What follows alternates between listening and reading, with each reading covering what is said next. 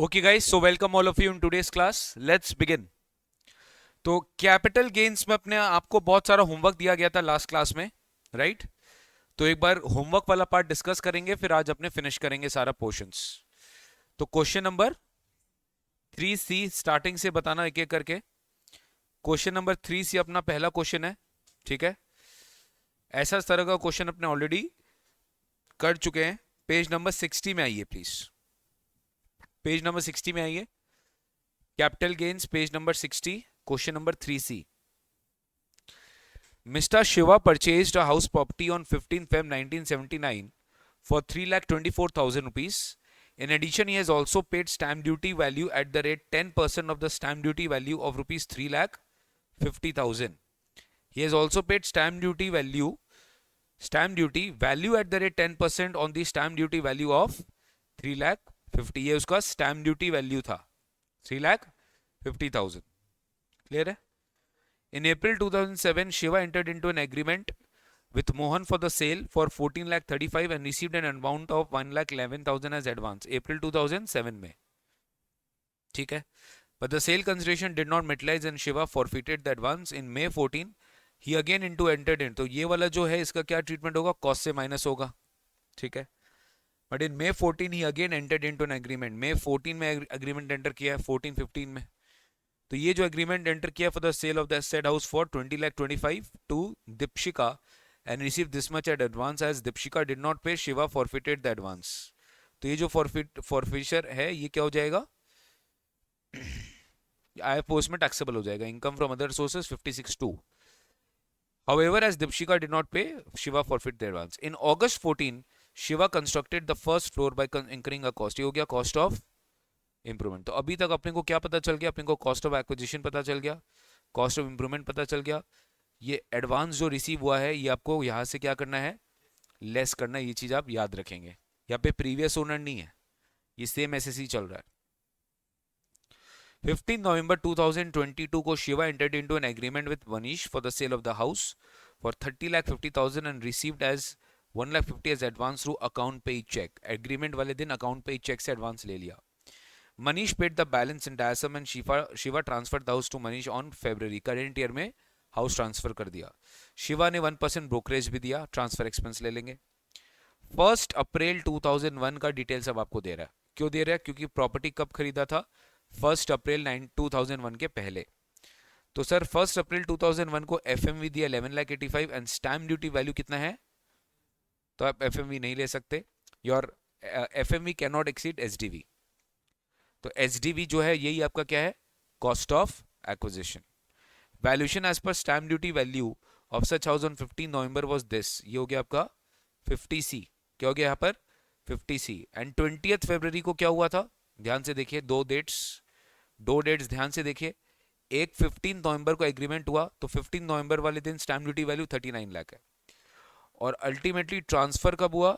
20th फरवरी। तो 20th फरवरी वाले दिन स्टैम्प ड्यूटी वैल्यू 41 लाख है। कौन सा एचडीवी लेंगे? सर एडवांस हो चुका है चेक के थ्रू, तो that is why stamp duty value on the date of agreement will be considered and not the date of transfer. Compute the cap gains in the hands of Shiva for this year. Easy था। तो कैसे निकाले अपने?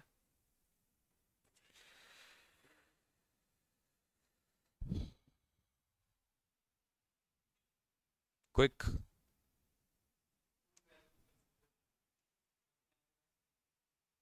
बताएंगे आप? एफवीसी 50C में क्या लेंगे? 110% किया आप। एक्चुअल वैल्यू कितना है सेल का?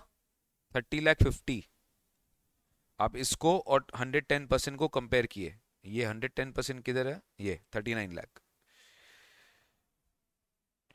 तो HDV is more than 110% of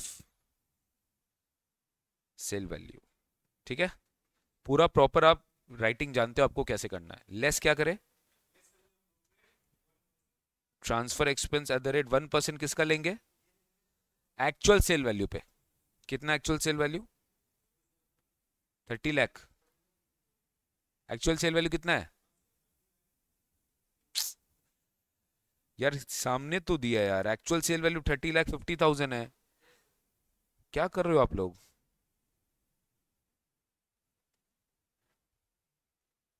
30,50,000 कितना है 1% इसका? तो नेट कंसिडरेशन, हाँ,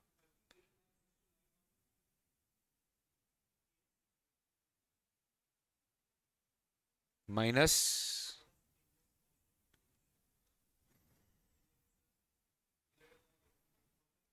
11,80,000 कैसे लेंगे? 11,85,000 आपका एफएमवी आ रहा है, आपका कॉस्ट क्या एसडीवी से ज्यादा हो सकता है क्या? क्या पढ़े थे हम लोग? If the property is acquired before 141, FMV और actual cost whichever is lower. Actual cost कितना है? 324, but sir your FMV can not exceed SDV as on 141, बताया था कि नहीं बताया था? तो यहाँ पे एसडीवी कितना है? कैप्गिन का लास्ट क्लास और आपको सबसे इंपॉर्टेंट प्रोविजन ही नहीं पता, प्रैक्टिस ही नहीं करते आप लोग। स्टैम्प ड्यूटी वैल्यू कितना है? 10,70,000। तो यहाँ पे 10,70,000। अब सुनो, ये कॉस्ट है, इसमें एडवांस माइनस करना होगा। एडवांस कितना फॉरफिट किया था हमने? 1,11,000 पहले फॉरफिट हुआ था, तो ये माइनस करना पड़ेगा मेरे को। ये नेट कॉस्ट आया। अब इसको आप इंडेक्सेशन करो। करंट ईयर है 331 डिवाइडेड बाय बेस ईयर क्या है 100। मैं ट्रस्ट कर सकता हूँ क्या आप लोग पे? हाँ, बाद में कोई स्टूडेंट आके बोलेगा मेरे को बाद में 2 महीना बाद कि सर आपने इस क्लास में जो कैलकुलेशन बताया था ये गलत है, तो क्या बोलूंगा मैं? कि लाइव क्लास वाले बोले थे। 31,74,290। Next next next next. Cost of improvement कितना है? 390। कब हुआ है? 14-15।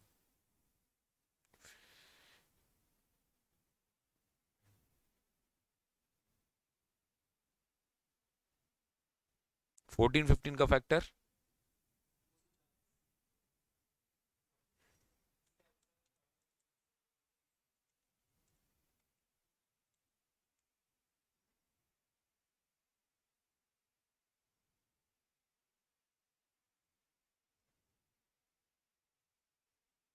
कितना आ रहा है?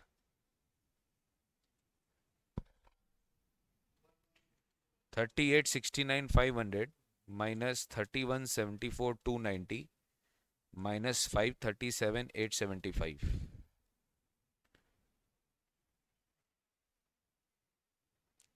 सो 157,335। और कुछ?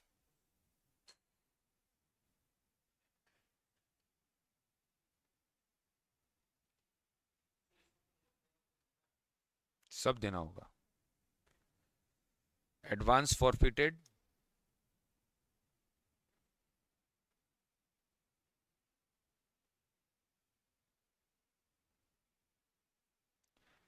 फ्रॉम प्रीवियस ईयर 14-15,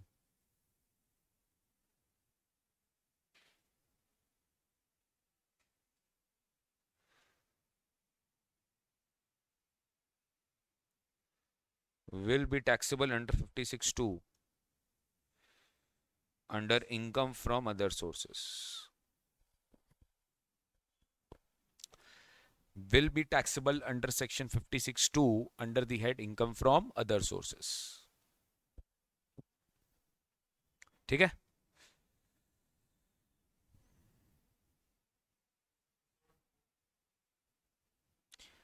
तो इजी था। Chandru transferred a vacant site on 20th October for 100 lakhs. Site was acquired for 999,300 on 30th June. He invested 50 lakhs in bonds issued by RECL on 20th March year end. Again he invested 20 lakhs in bonds issued by NHA on 16th April. तो maximum limit पता है 54। क्या है, कौन सा section होगा? EC में 6 months from the date of transfer. तो ट्रांसफर क्या है? 20th अक्टूबर। तो नवंबर, दिसंबर, जनवरी, फरवरी, मार्च, अप्रैल। 20th मार्च तक जो को वो इन्वेस्ट किया था वो 50 लाख का एग्जेम्पशन ले सकता है, बट नेक्स्ट वाला नहीं ले सकता है सर वो। ठीक है? क्यों नहीं ले सकता? क्योंकि मैक्सिमम लिमिट करंट ईयर का एंड सब्सिक्वेंट ईयर का 50 लाख है। एफवीसी क्या है?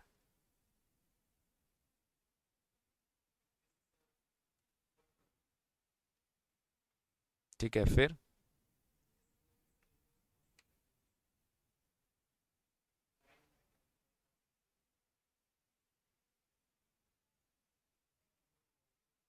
13-14 का factor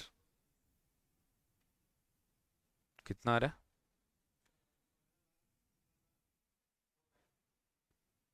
index cost, gross gains,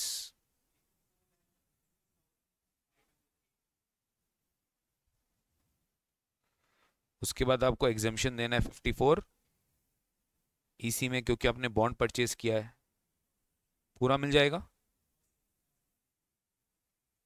तो टैक्सेबल गेन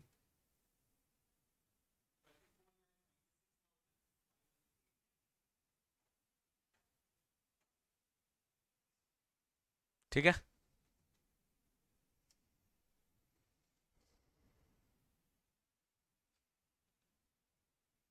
क्वेश्चन 5 में आते हैं।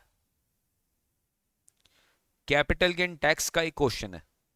Calculate the income tax liability for the assessment year in the following cases. किया था क्या आपने? आंसर मैच हुआ सारा? Very good. Status a, age 45, I am a resident, total income other than long term cap gain is 240, यानी ये normal income है। और एलटीसीजी कितना है? सेल ऑफ वेकेंट साइड से कितना? 15,000। ठीक है, तो पहले अपने क्या निकाल ले? टैक्स और other income, which is how much? 0। Other income पे टैक्स कितना होगा? 0, क्योंकि इसका बेसिक एक्सजर्नल लिमिट कवर्ड है। ठीक है, नाउ टैक्स ऑन एलटीसीजी, ये क्या है? वेकेंट साइट से सेल है, तो ये 112A में नहीं आएगा, ये 112 में आएगा। रेट है 20%। अरे बोलिए, तो टैक्स ऑन एलटीसीजी या दे रहे 20%, कितना अमाउंट है? 15,000। बट क्या आप unutilised basic exemption limit use कर सकते हैं? यस। कितना अनयूटिलाइज्ड बेसिक एग्जेम्पशन लिमिट है? 2,50,000 में से आप 240 को क्या कर दो? माइनस कर दो। तो आपका अनएग्जॉस्टेड बेसिक एग्जेम्पशन लिमिट कितना हो जाएगा? कितना? 10,000। और वो 10,000 आप माइनस किससे कर दोगे? 15,000 से। तो 20% ऑफ 15,000 माइनस 10,000 कितना बचा? 5,000। तो 5,000 पे 20% कितना? 1,000। तो आपका टैक्स कितना आ रहा है? 1,000 में आप क्या ऐड करोगे? 4% सेस, सॉरी रिबेट में भूल गया, यहाँ पे आपको रिबेट भी मिल जाएगा। ये 112A वाला नहीं है, 112 वाला है। Total income is 2,55,000। तो रिबेट कितना मिल जाएगा? पूरा टैक्स जो आया है, तो यहाँ पे रिबेट हो जाएगा आपका 1,000 रुपीज। तो टैक्स कितना आ जाएगा? 0। टैक्स कितना आ जाएगा? 0। बी का एज कितना है? 62, बट कोई फर्क नहीं पड़ता क्योंकि वो नॉन रेसिडेंट है। Higher basic exemption limit only available to resident individuals, those who are senior citizen. ये तो नॉन रेसिडेंट है, इसके लिए बेसिक एग्जम्पशन लिमिट कितना होगा? 2,50,000। तो other income, total income other than LTCG क्या है? 2,80,000। तो tax on other income of 2,80,000 कितना आ रहा है? 30,000 पे टैक्स लगेगा, 2.5 लाख तक पे टैक्स नहीं है। तो 30,000 पे टैक्स कितना है? 5%, विच इज हाउ मच? 1,500।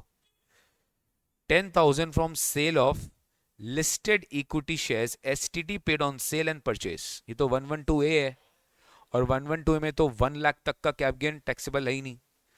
तो tax under section 112A not charged up to क्या? Up to 1 lakh. ठीक है, तो यहाँ पे कोई टैक्स आएगा ही नहीं। तो 1,500 क्या है? Tax plus 60 rupees cess 4%। तो 1,560 is your total answer. 1,560 is your total answer.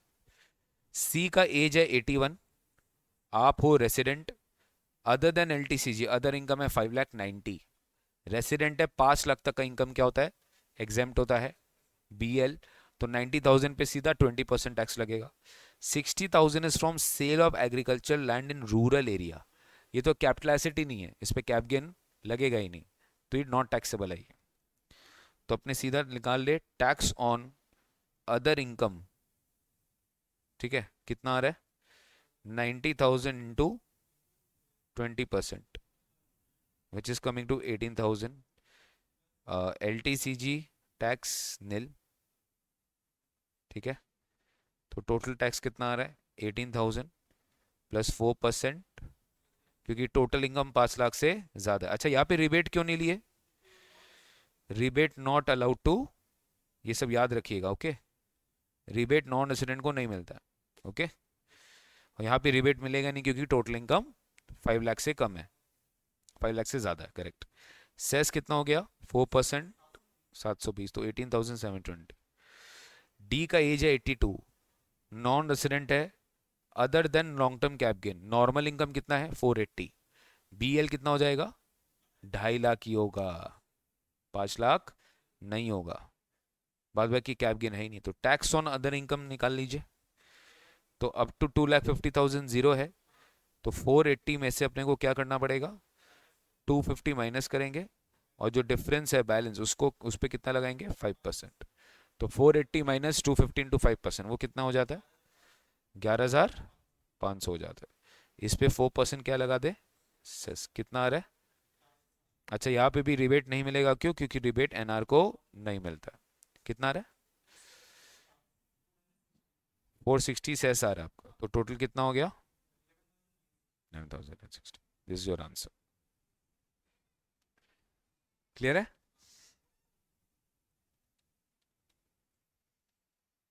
Next question क्या था?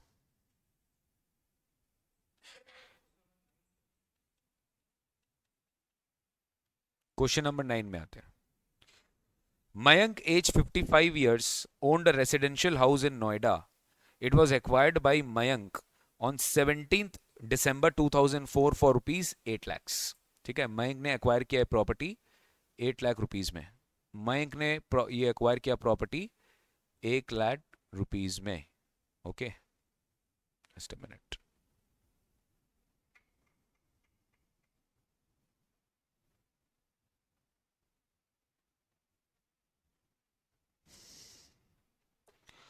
He sold it for 68 lakh on 14 December. The Stamp Valuation Authority of the state fixed the value of the property at 85 lakhs. तो 10% से बहुत ज़्यादा है। SSC ने 2% brokerage pay कर दिया, ठीक है। यहाँ पे आपको कैप गेन मिल जाएगा। Now Mayank has acquired a residential property at Kota on 3rd March for 7 lakhs। क्या बोल दिया सडनली? एक घर खरीदा है, तो घर बेच के घर खरीदा है, तो 54 लग जाएगा यहाँ पर। He deposited 3,50,000 on 14th May next year and 5,50,000 on 25th July next year in the cap gain bonds of NHAI of India. ये क्या है? यहाँ पे चेक करना होगा 54 EC. He deposited 4,50,000 on 16th July XY next year and 8,70,000 on 11th November XY next year in cap gain deposit scheme in Nationalized Bank for construction of additional floor on the residential property in Kota. Kota में property खरीदा, 54 मिल रहा है। उस कोटा वाले property के लिए वो कोई कॉस्ट ऑफ एडिशनल केपेक्स करने वाला है, जिसके लिए उसने कहाँ डिपॉजिट किया? NHAI, sorry, cap gain deposit scheme में। तो यहाँ पर भी क्या मिल सकता है? 54। यहाँ पे भी क्या मिल सकता है? 54। मतलब घर खरीदना मतलब घर पे एडिशनल केपेक्स करना, जिसके लिए आप क्या कैप गेन डिपॉजिट स्कीम में पैसा इन्वेस्ट करते हो, वो भी आपका क्या है? न्यू एसेट माना जाएगा। क्लियर लग रहा है? तो पहले ग्रॉस गेन्स तक तो निकाल लेते हैं।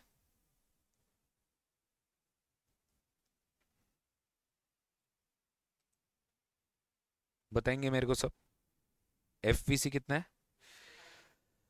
68 लाख और 85 लाख, तो यहाँ पे 110% से ज्यादा है, तो 85 लाख क्या हो गया अपना? Full value consideration. Transfer expense कितना है? 68 लाख का 2% कितना आ रहा है? 1,36,000। नेट कंसिडरेशन कितना आ रहा है? हाँ, 83,64,000 नेट कंसिडरेशन आ रहा है, ठीक है। अब अपने क्या करेंगे? इंडेक्स कॉस्ट ऑफ एक्विजिशन कितना है? 8 लाख है, 2,045 का फैक्टर, तो 8 लाख इंटू 331 बाई 113 कितना आ रहा है? 2343 363 आ रहा है, ठीक है। इंप्रूवमेंट कॉस्ट यहां पर दिया हुआ है अभी कुछ नहीं, तो सीधा gross long term cap gain आ गया कितना, 60,20,637। ये आपका ग्रॉस गेन आ गया 60,20,637। क्लियर है। अब नेक्स्ट क्या करें, एग्जाम्पशंस निकालिए सर। पहले तो किस में दे दें, 54 में दे दें। 54 में कितना, purchase of house in Kota. पहले कंडीशन भी देख लो, कब खरीदा, ओ ईयर एंड में ही खरीद लिया, तो 2 ईयर का जो टाइम लिमिट था उसके तो बहुत पहले खरीद लिया ये। ट्रांसफर डेट है दिसंबर, तो बहुत टाइम में खरीदा है, 7 लाख है, तो 7 लाख अपने क्या कर सकते हैं, exemption lower of cap gain and cost of new house. Okay, 54 खत्म नहीं हुआ अभी। Third last line, he deposited this much on 16 July and this month on 11th नवंबर अगले साल in the capital gain deposit scheme in nationalised bank. Mayank है, ठीक है।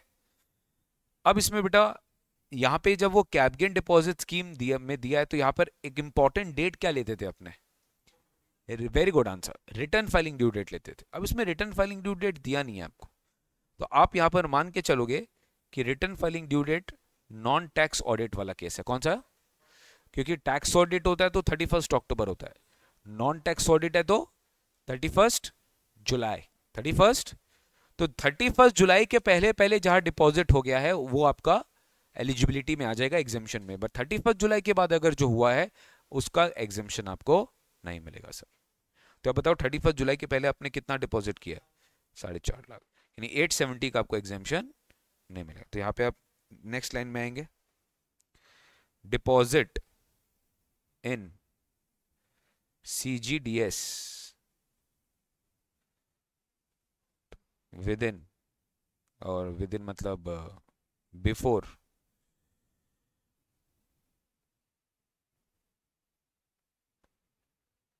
Due date of filing return, deposit in CGDA before due date of filing return, that is 31 July. कितना, 4,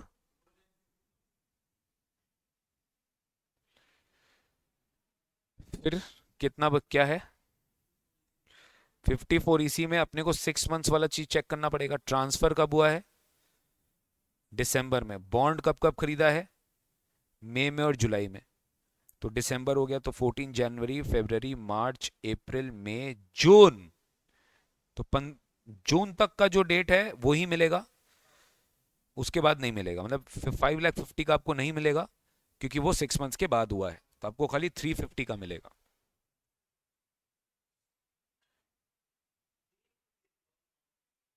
हाँ, date to date count करेंगे एकदम, जिस दिन ट्रांसफर हुआ है वहीं से काउंट करेंगे। अब होगा exemption under section 54 EC। TC कहां से आ गया, इन्वेस्टमेंट इन बॉन्ड्स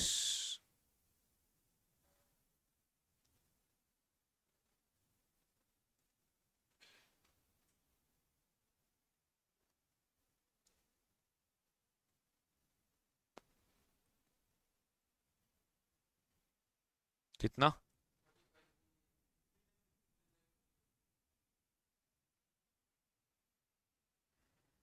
कितना आ रहा आंसर, 45,20,637। नोट किया जाएगा, 54 EC is not allowed.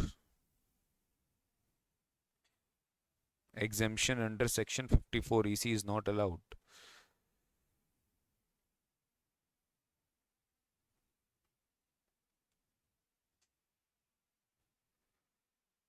For investment in bonds.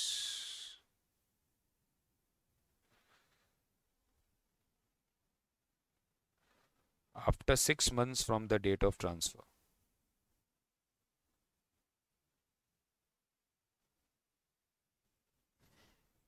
ये हो गया note 1।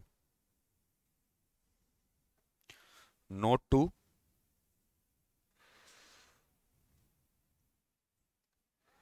Deposit in CGDA after due date of filing return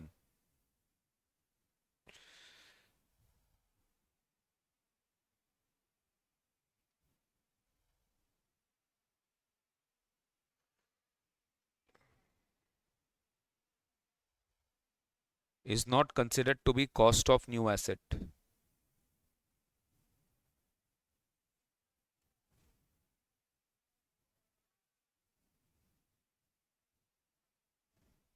Under section 54, and hence no exemption is allowed.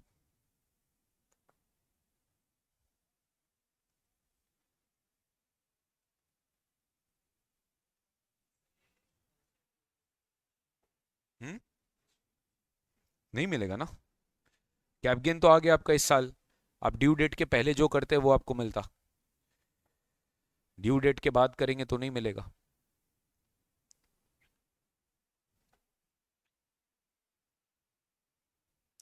Compute the cap gain chargeable to tax for the assessment year and the income tax chargeable thereon assuming Mr. Mayank has no other income. Mayank का कोई income नहीं है, आप assume करिए, तो अपने निकाल लिए ना कैप गेन। क्वेश्चन 10 बहुत इजी था। Anshu transferred land and building on 2 January next year and furnishes the following information. उन्होंने क्या दिया, ये सारा इंफॉर्मेशन आपको फर्निश करके बताया, ठीक है।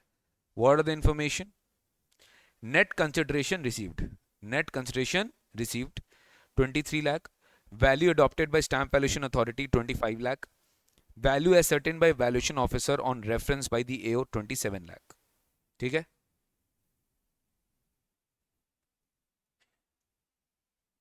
This land was acquired by Anshu on this date, FMV कितना था 1 अप्रैल को 1 लाख 10, तो ये एफ ये एक्चुअल कंसिडरेशन हो गया, ये SDV हो गया और ये FMV हो गया, करेक्ट। तो स्टैम्प ड्यूटी वैल्यू 25 लाख है और एक्चुअल कंसिडरेशन 23 लाख है, 10% का डिफरेंस अलाउड है। तो ये 10% के डिफरेंस में है क्या, देखो। यस सर, तो यहां पे आप FPC क्या लेंगे, एक्चुअल लेंगे, actual 23 lakh. This land was acquired by Anshu on 1 April 1, FMV क्या था 1 अप्रैल 1 को 1,10,000, तो ये क्या हो जाएगा, cost of acquisition. Anshu constructed a residential building on the land at a cost of 320, construction complete हुआ कब, 1 दिसंबर 12 during the financial year 12-13, important है। तो यहां से आपको क्या मिल जाएगा, कॉस्ट ऑफ इंप्रूवमेंट।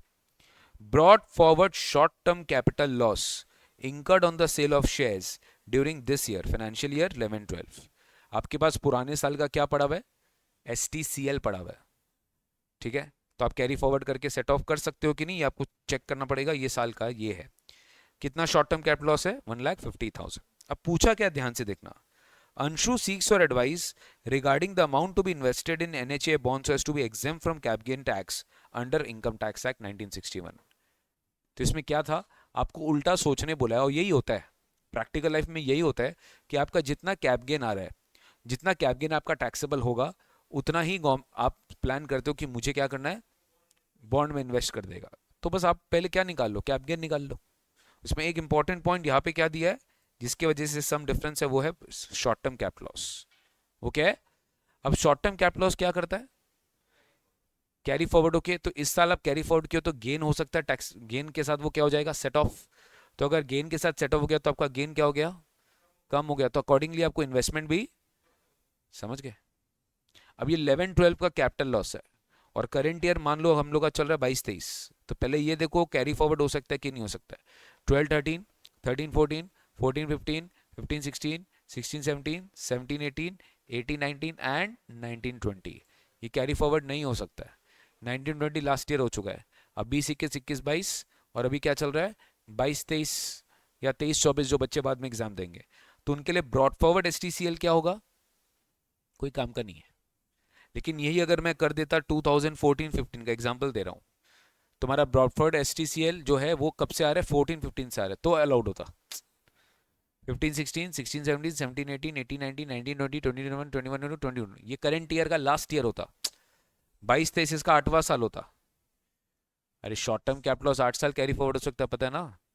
तो ये 8 ईयर्स अगर इसका लास्ट ईयर होता तो फिर आपका जो भी कैप गेन आता आप उसमें से पहले 1,50,000 को क्या करते, लॉस को सेट ऑफ, और फिर जो रिमेनिंग अमाउंट होता उतना आप क्या करते, 54 ईसी क्लेम करते। तो आपको बैक कैलकुलेशन करके पहले देखना पड़ेगा, यही पूछा है यहाँ पे। तो बताओ फटाफट एफईसी क्या आएगा, इंडेक्स कॉस्ट बता दो। 1,10,000 इंटू 331/100 कितना आ रहा है, 364/100 आ रहा है। फिर इंडेक्स कॉस्ट ऑफ इंप्रूवमेंट भी है, 320 इंटू 331, 12 13 का फैक्टर बताइए। हाँ कितना, 5,06,100 कितना आ रहा है, ये ग्रॉस एलटीसीजी आ रहा है। तो बेटा एक बार अपने ना इसको 14 15 कर रहे हैं, ओके। अच्छा खाली आपको समझाने के लिए, अगर ये 14 15 है तो एसटीसीएल क्या हो जाएगा, allowed to be set off. क्या STCL long term cap gain के साथ जा सकता है, STCL allowed to be set off with LTCG कितना। तो अब capital gain eligible for exemption कितना, 12 लाख। तो आप क्लाइंट को एडवाइस करोगे कि इतना इन्वेस्ट कर दोगे, तो आप एनएचए बॉन्ड में इतना इन्वेस्ट करो तो आपको एग्जेम्पशन मिल जाएगा, इतना इन्वेस्ट करो। जबकि एक्चुअल कैलकुलेशन में बताता हूं कैसे होगा रिटर्न में। आप कैपिटल गेन में 14,06,300 दिखाए, अब यहीं पे एग्जेम्पशन क्लेम करोगे कितना, 1256, आपका 1,50,000 ही आएगा एग्जैक्ट। और आप उसके बाद क्या कर दोगे, सेट ऑफ। तो दिस इज प्लानिंग। एक्चुअल में ये होता है एग्जेम्पशन पहले जाएगा फिर सेट ऑफ होता है, लेकिन यहाँ पे सेट ऑफ माइनस क्यों किया, क्योंकि मुझे अमाउंट चाहिए, मुझे क्या चाहिए, अमाउंट चाहिए। तो 12,56,300 इज द करेक्ट आंसर। कोई doubt, 12,56,300 is the correct answer. Next question number 11 में सेम बेटा है, मैं डिस्कस नहीं कर रहा हूं, ये मयंक वाला जो क्वेश्चन था वैसा ही था, ठीक है, सेम एज मयंक। अरे बोलो, आप लोगों ने सॉल्व किया क्या, किया, आंसर बताओ क्या आ रहा है।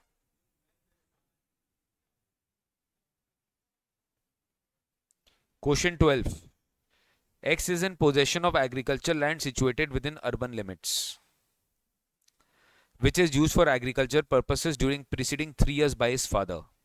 On 4th April, this land is compulsory acquired by the government of India on a compensation fixed and paid by it for 10 lakhs. Advise X as to the tax consequences assuming that the entire amount is invested in purchase of shares.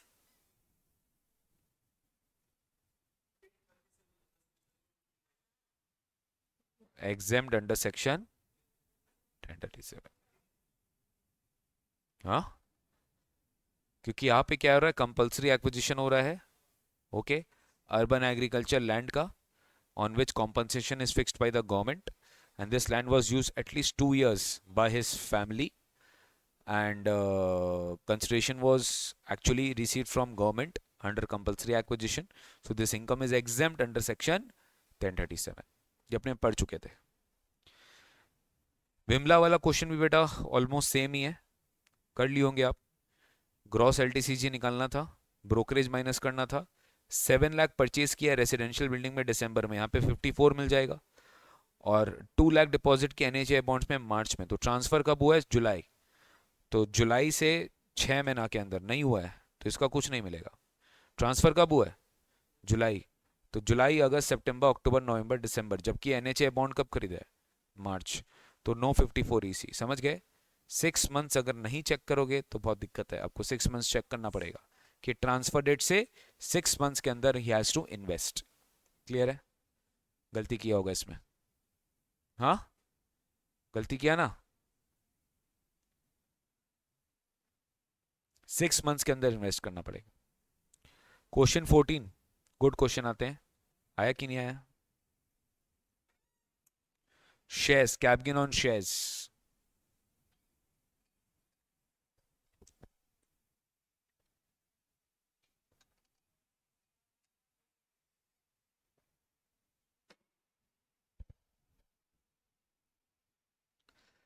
Mr. Mithun purchased 100 shares of Good Money Company Limited on 1st April 2006 at the rate of 1000 per share in public issue of the company.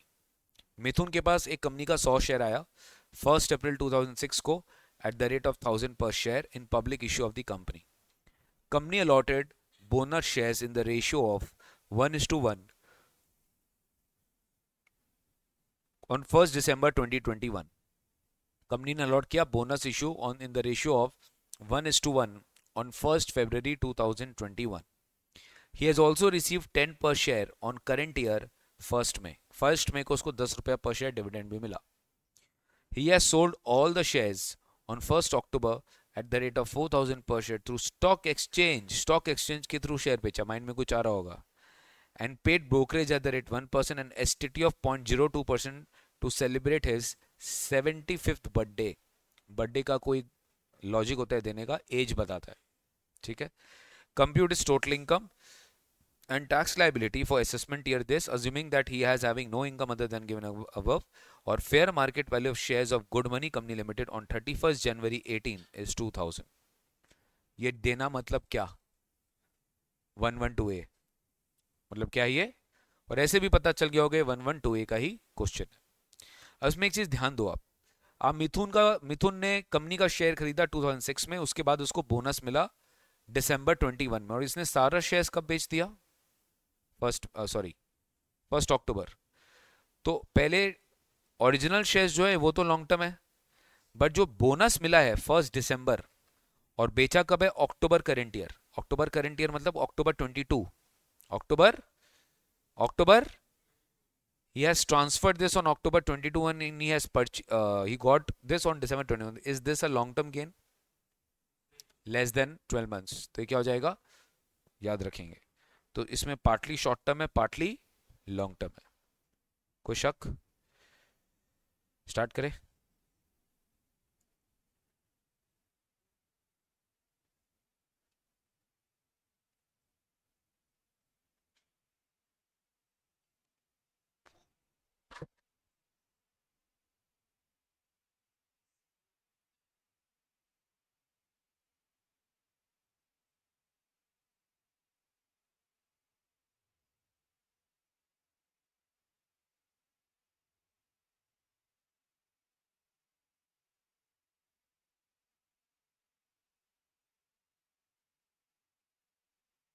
First April 2006 को खरीदा है और transfer किया है 1 अक्टूबर को, right?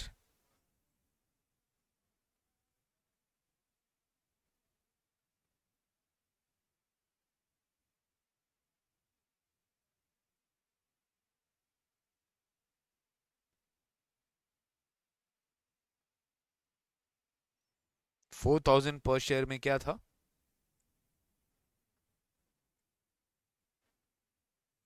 Transfer हुआ है.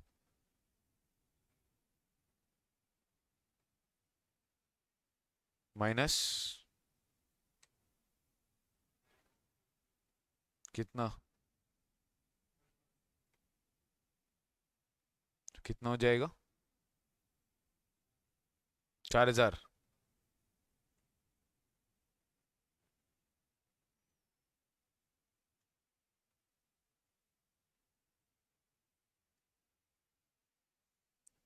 Company ने कितना में शेयर्स खरीदा था?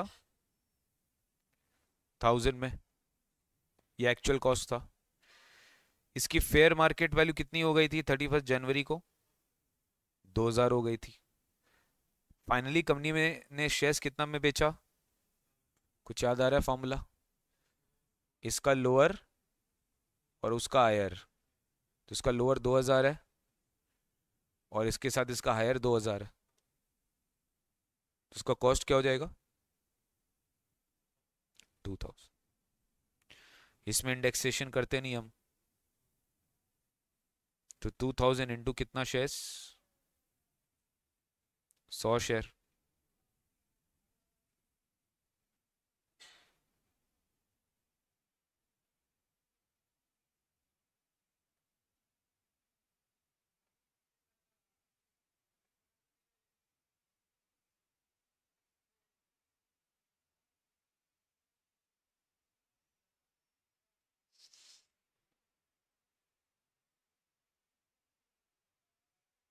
उसके बाद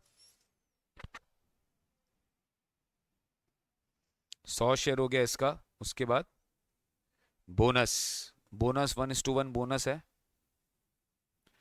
तो बोनस कब मिला, 1 दिसंबर 2000। अतुल जवाब क्यों नहीं दे रहे हो, ट्रांसफर कब हुआ,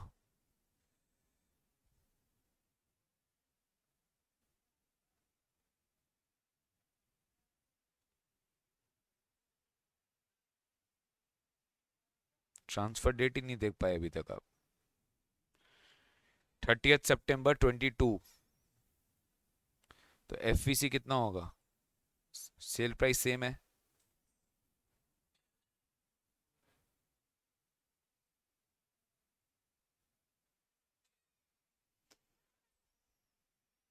ब्रोकरेज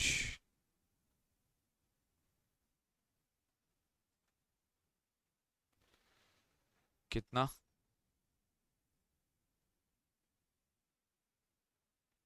1%।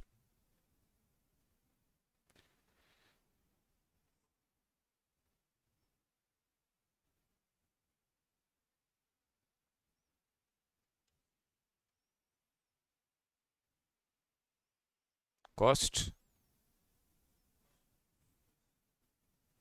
की बोनस है, तो ये क्या हो गया, एस टी सी जी, ये हो गया एल टी सी जी। और एक इनकम है देखो, he has received a dividend of 10 per share on 1 May current year। 1 May को 10 रुपए डिविडेंड मिला, तो यानी बोनस कब डिक्लेयर हुआ था, दिसंबर पिछले साल, और खरीदा भी 100 शेयर पहले, तो इसको डिविडेंड 10 पर शेयर मिला। तो बताओ अभी तक इसके पास शेयर्स वो कितने हैं, अब हो जाएगा इसका आईएफओएस इनकम। क्या हो जाएगा, आईएफओएस में अपने को कौन सा इनकम टैक्स करना है, डिविडेंड। कितना नंबर ऑफ शेयर्स है इसके पास, और डिविडेंड कितना,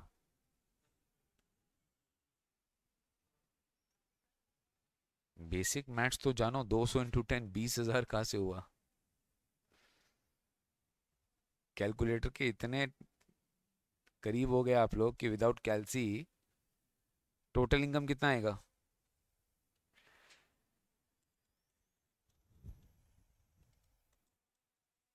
594। टोटल इनकम आएगा 594। अब टैक्स निकालिए,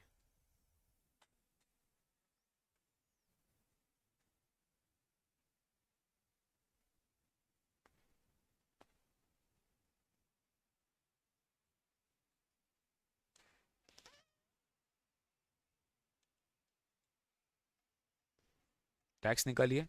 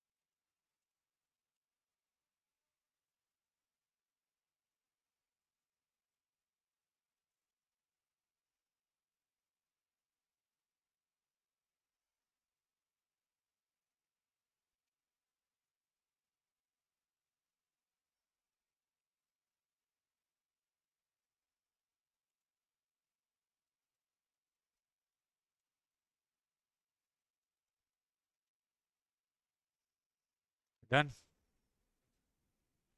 हाँ, देखो, नॉर्मल इनकम 2000 है, एलटीसीजी कितना है, 112A वाला, और एसटीसीजी कितना है, 111A वाला। करेक्ट। तो सबसे पहले तो ये नो टैक्स 2000 गया। ओके, बचा हुआ लिमिट कितना है, 75th बर्थडे था, तो 3 लाख माइनस, तो बच गया 298। अब आपके सामने दो इनकम है, एक एलटी और एक एसटी, दोनों का सेक्शन आपको पता है, दोनों का रेट पता है आपको, कौन सा बेनिफिशियल है कि ये आप उसके अगेंस्ट में यूज करेंगे। आप शॉर्ट टर्म कैप गेन के अगेंस्ट में पहले यूज करेंगे क्योंकि उसका रेट ऑफ टैक्स ज्यादा है और वहां पे 1 लाख का आपको लिमिट नहीं मिलता। तो what you can do is tax under section 111A at the rate 15% on 396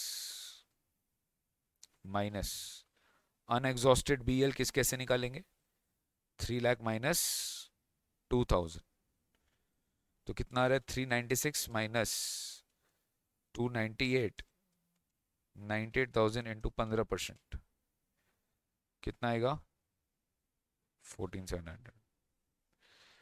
इसमें कितना आएगा टैक्स अंडर सेक्शन 112, ये तो कितना है, 10% होगा ऑन कितना, 196 माइनस 1 लाख, जो एक्सेस अमाउंट है उस पर 10%, which is 9600। Correct. Total tax कितना आ रहा है,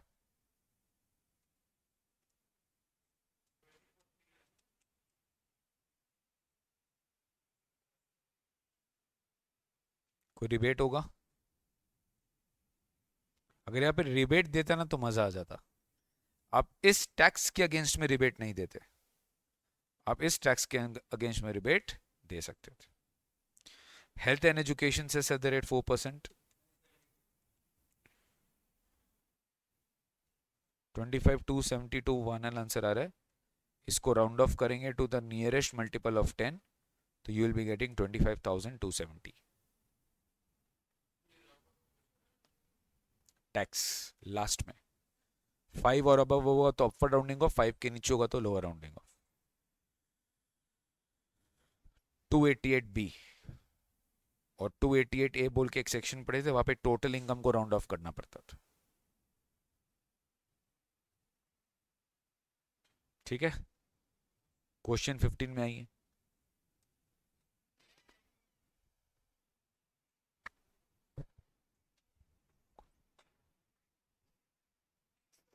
आ गया आंसर इसका, दिया ही नहीं है मैंने तो आंसर।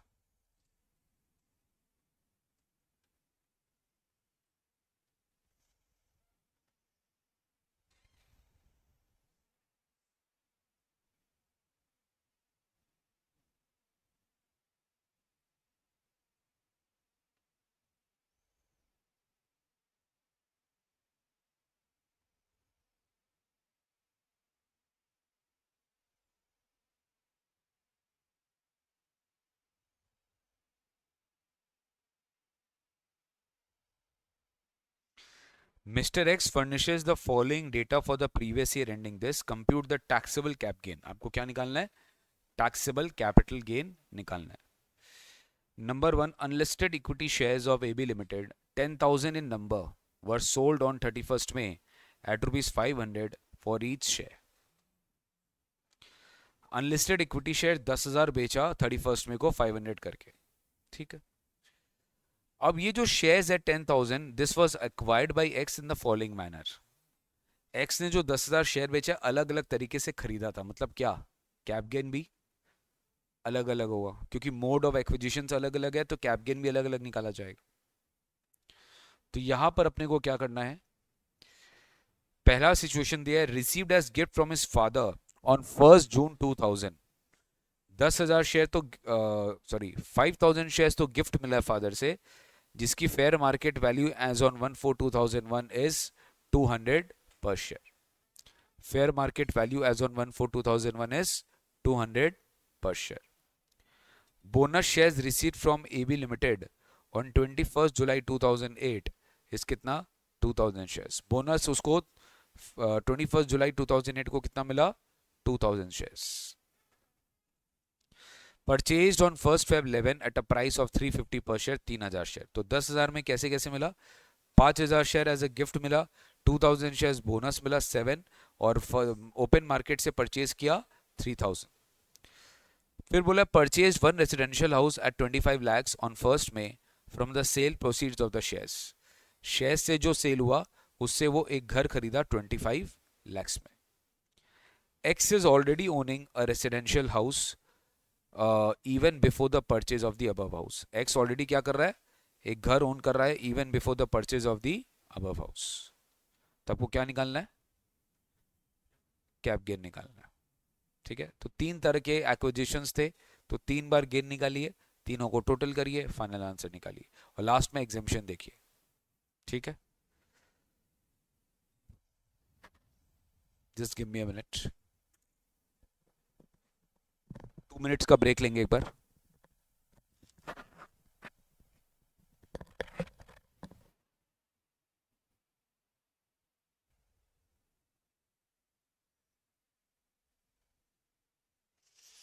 चलिए इसको सॉल्व करते हैं. ओके,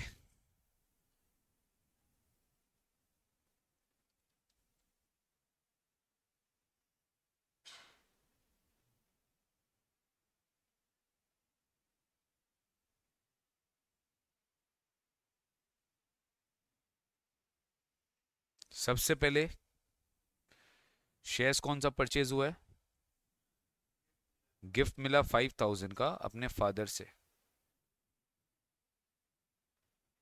इसका पीरियड ऑफ होल्डिंग कब से कब निकालेंगे, गिफ्ट है तो प्रीवियस ओनर का काउंट होगा. Okay, received as gift from his father on 1st June, fair market value 1st April. आपको बताया नहीं है कि फादर ने किस प्राइस पे परचेज किया है, आपको खाली 141 का बता दिया. तो पीरियड ऑफ होल्डिंग अपने पास यही है 1st June 2000. करेक्ट, तो 1st June 2000 से लेकर ट्रांसफर डेट क्या है ऊपर में दिया है 31st May, तो 30th May तक आपका पीरियड ऑफ होल्डिंग है. ठीक है, तो एफवीसी क्या हो जाएगा, सारा शेयर्स तो एक ही प्राइस पे बिका है, कितना 500.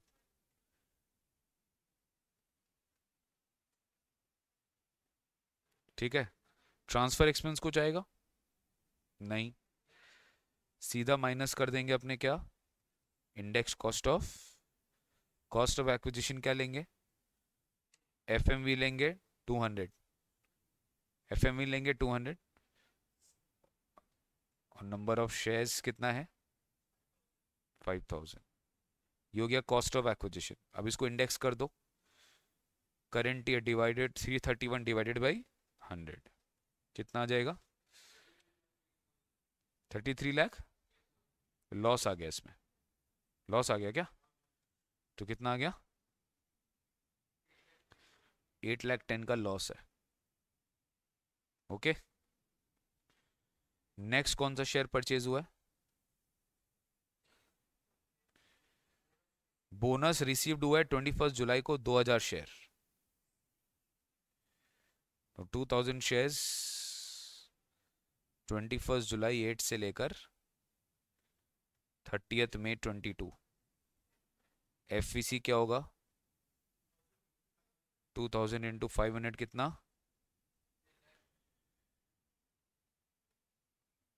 Cost of acquisition nil. Correct, क्योंकि बोनस एक्वायर हुआ है 1/4/1 के बाद, तो 10 लाख का पूरा गेन आ गया. नेक्स्ट, ये तो एक्चुअल कॉस्ट दिया है 350, 3000 शेयर. कब किया था 11 से लेकर 30th May 22. एफवीसी कितना है 3000 इंटू 500, कितना?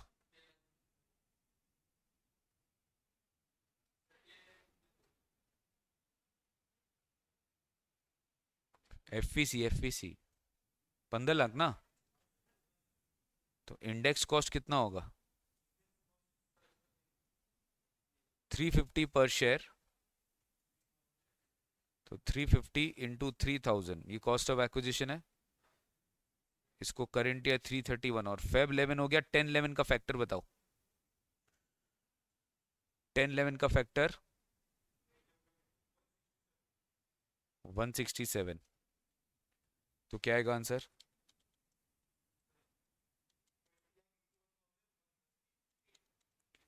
20,81,138। इसमें लॉस कितना आ रहा है?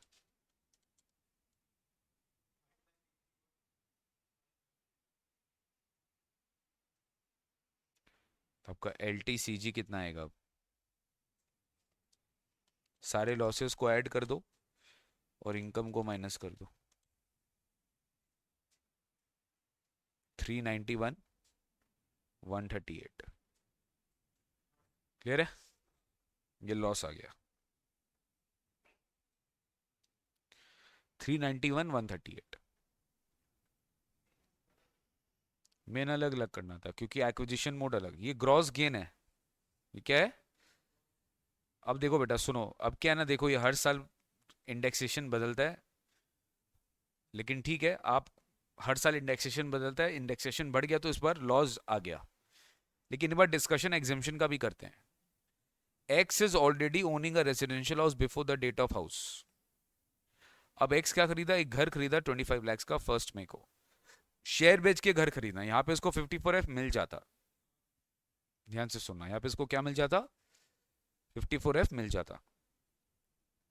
54F मिलता एक घर के लिए मिल रहा है क्योंकि आप इस शेयर बेच के घर खरीद रहे हैं। 54F मिलता कैसे? जो भी अभी तक गेन आता इंटू 25 लाख, इंटू 25, अरे बोलो 25 lakh divided by net consideration. अब नेट कंसिडरेशन कितना निकलता है इसका? 25 लाख, 10 लाख और 15 लाख। कितना? 50 लाख। तो डिवाइड कर देते आप किससे? 50 लाख से। तो जो भी कैप गेन आता उसका हाफ एग्जेम्प्ट होता, क्योंकि 54F में हम क्या करते हैं? प्रपोर्शनेट करते हैं। तो 25 लाख तो आप घर खरीद रहे हो आउट ऑफ 50 लाख का, 50 लाख का सेल प्रोसीज ऑफ शेयर्स है, तो half into long term cap gain exempt हो जाता। बट यहाँ पे अपना लॉस आया है तो कुछ नहीं करेंगे अपने। क्लियर है? तो nil exemption since no exemption is allowed on loss.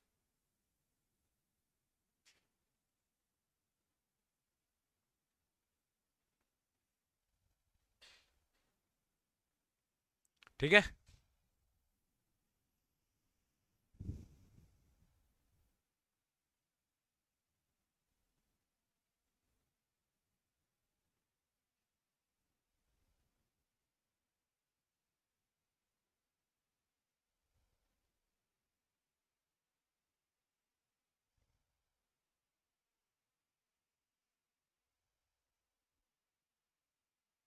Done. Question 16, Paulomi has transferred 1,000 shares of Hetal Limited, which she acquired at a cost of 10,000 in the financial year 23, to Dhaval, her brother, at a consideration of 3,12,934 on 15th May current year. During the financial year, she has paid through e-banking 15,000 towards medical premium, 50,000 towards LIC premium, and 25,000 towards PPF. Assuming she has no other source of income, compute her total income and tax payable for the assessment year this. ठीक है? So FVC कितना लेंगे यहाँ पर? 934 आ रहा है। Index cost कितना आ रहा है? 10,000 एक्वायर किया है, तो 10,000 इंटू 331 डिवाइडेड बाई 23 का फैक्टर क्या है? 105। तो 10,000 इंटू 331 बाई 105 कितना आ रहा है? 31,524, तो ग्रॉस एलटीसीजी कितना आ रहा है? 312,934 माइनस 31,524, ग्रॉस एलटीसीजी कितना आ रहा है?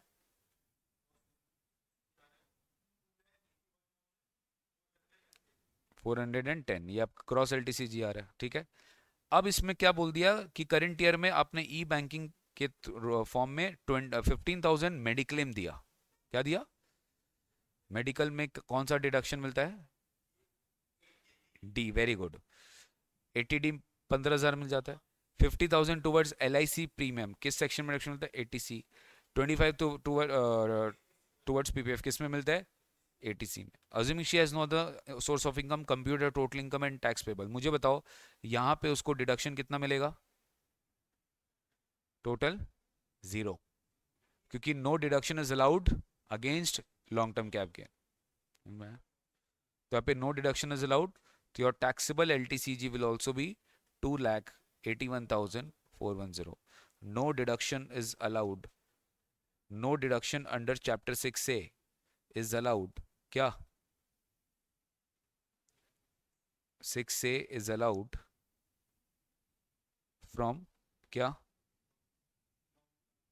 From LTCG। तो टैक्स किस में निकलेगा? कौन सा सेक्शन? 112 में @20। अच्छा, इसमें बेसिक एग्जेम्पशन मिलेगा? हाँ मिलेगा सर।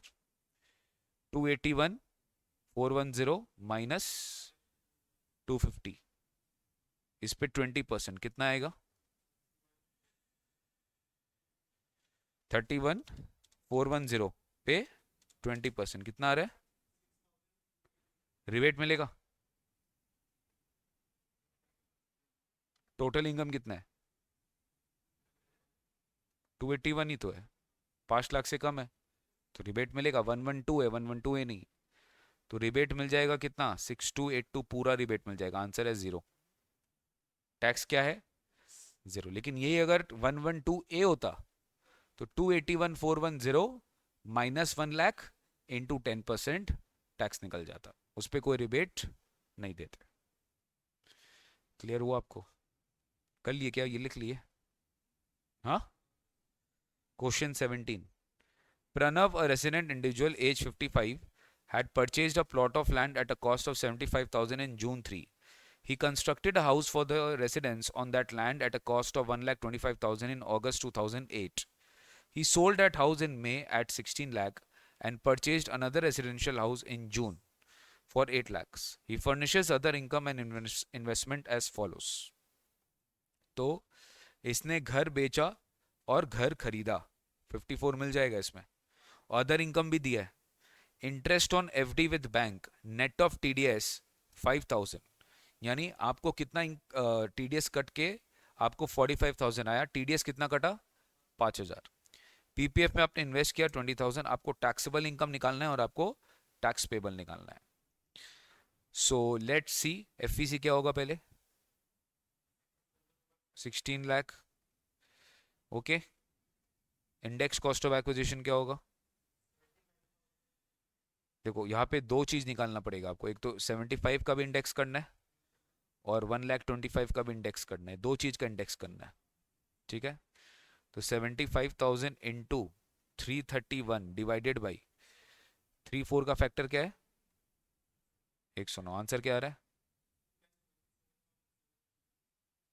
2,27,000। आप प्लीज चेक करेंगे, आप सब क्रॉस चेक करिएगा। इंडेक्स कॉस्ट ऑफ इंप्रूवमेंट कितना है? 125 इंटू क्या? 331। August 8, 89 का फैक्टर क्या है? 137। तो 125 इंटू 331 डिवाइड बाई 137 क्या आ रहा है? 3,02,007। 3,02,007। तो ग्रॉस LTCG कितना आ गया? 10,02,42। ये आपका ग्रॉस LTCG आ गया। 10,70,242। सबका आ रहा है ना? पक्का?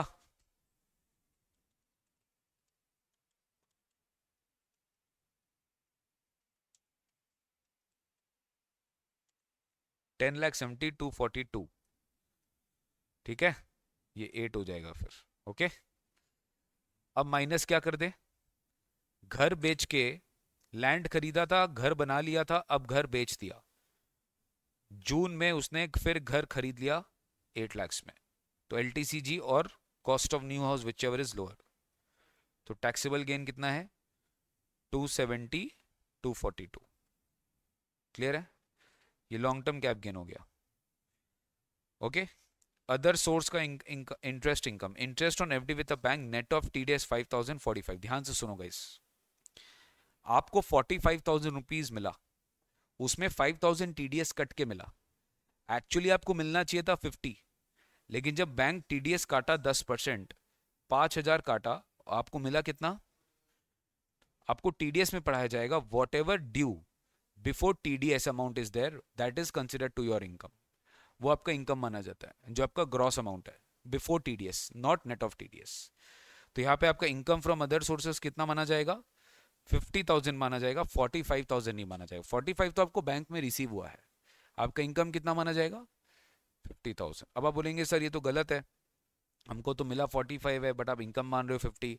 तो गाइज हम लोग पढ़ेंगे और आपको पढ़ाया भी गया था, इसका क्रेडिट अपने को मिल जाता है।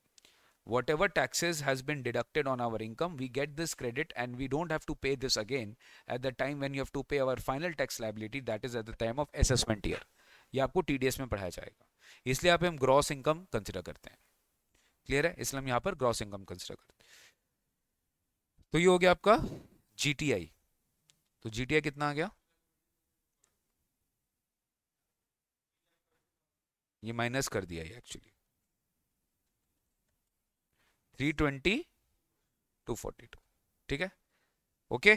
अब आप देखो, अब अपने को डिडक्शन निकालना है, इन्वेस्टमेंट इन कितना, पीपीएफ, इन्वेस्टमेंट इन कितना।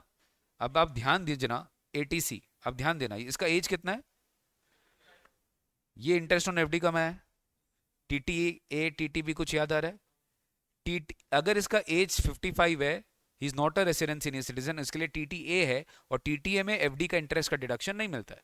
लेकिन ये अगर इसका एज 65 होता ना, तो यहाँ पे उसको इंटरेस्ट का डिडक्शन 50,000 पूरा डिडक्शन मिल जाता, इसको पूरा डिडक्शन, कि टीटीबी में रेसिडेंट सीनियर सिटीजन को इंटरेस्ट ऑन एफडी का डिडक्शन मिलता है। अब यहाँ पर कुछ नहीं मिलेगा उसको, क्योंकि ये 55 ईयर्स का है और यहाँ पे टीटीए में कवर नहीं है ये, बट एटीसी में क्या इसको डिडक्शन मिलेगा, for that you need to check sir कितना अमाउंट है। अब ये डिडक्शन आपको जीटीआई में से मिलेगा, जीटीआई में कैप गेन इतना है और आईएफओस इतना है, तो क्या 20,050 से कम है, तो मिल जाएगा। आप नहीं समझे, अगर वहां पे यहाँ पे अगर मैं 20 माइनस करूं, इसका मतलब 20 में किससे ले रहा हूं, अदर सोर्सेज से ले रहा हूं, एलटीसीजी के साथ तो हम नहीं ले सकते। अगर यहाँ पे आईएफओस इनकम नहीं होता तो मैं ले ही नहीं सकता था डिडक्शन। आप डिडक्शन किससे लो, ये आपको डिडक्शन में भी पढ़ाया गया था कि deduction will be given from income other than long term cap gain या short term cap gain, triple बने वाला। तो यहाँ पे आपका क्या हो जाएगा 3,02,42। तो इनकम अगर आप राउंड ऑफ करोगे तो 3,02,40, इनकम को भी राउंड ऑफ करना होता है, टोटल इनकम को 288 ए में, और टैक्स को भी राउंड ऑफ करना होता है 288 बी में, to the nearest multiple of 10। Clear है, अब इसमें टैक्स पेबल पूछा है। अब मुझे बताओ, अगर आपको टैक्स पेबल निकालना है तो 3,240 को ब्रेकअप कर सकते हैं, 300 240 को, कुछ एलटीसीजी है, एलटीसीजी कितना है 270 240, और बाद बाकी अदर इनकम, अदर इनकम कितना हो जाएगा 30 240। अरे बोलो, क्योंकि तुम्हारा तो डिडक्शन इसी से एडजस्ट हुआ है ना, तो तुम्हारा अदर इनकम 30,000 240 का ही है, अदर इनकम कितना है, तो ये एग्जेम्प्ट हो जाएगा, जीरो, कोई टैक्स नहीं लगेगा। लेकिन इसमें क्या करेंगे, 270 240 में क्या करेंगे सर, 270 240 में से पहले आप अनएग्जॉस्टेड बीएल माइनस कर सकते हो, हाँ कर सकते हो, कितना 250 में से आपका 30,240 रुपीज गया, जो आपने अदर इनकम के साथ यूटिलाइज कर लिया, तो 250 में से आप 30,240 माइनस किए तो आपका आया 219,760, और 219,760 आपका अनएग्जॉस्टेड बीएल है, इसको आप माइनस कर लिए 270 240 से, विच इज कमिंग 50,480। अब इस पे आप क्या करोगे, 20% अप्लाई करेंगे, लॉन्ग टर्म कैप गेन है, विच इज कमिंग टू। अच्छा, अब रिबेट भी चेक करो, टोटल इनकम क्या 5 लाख से ज्यादा है तो मिल जाएगा कितना, पूरा मिल जाएगा सर, 12,500 मैक्सिमम मिलता है या पूरा मिल जाएगा, तो टैक्स कितना आ जाएगा,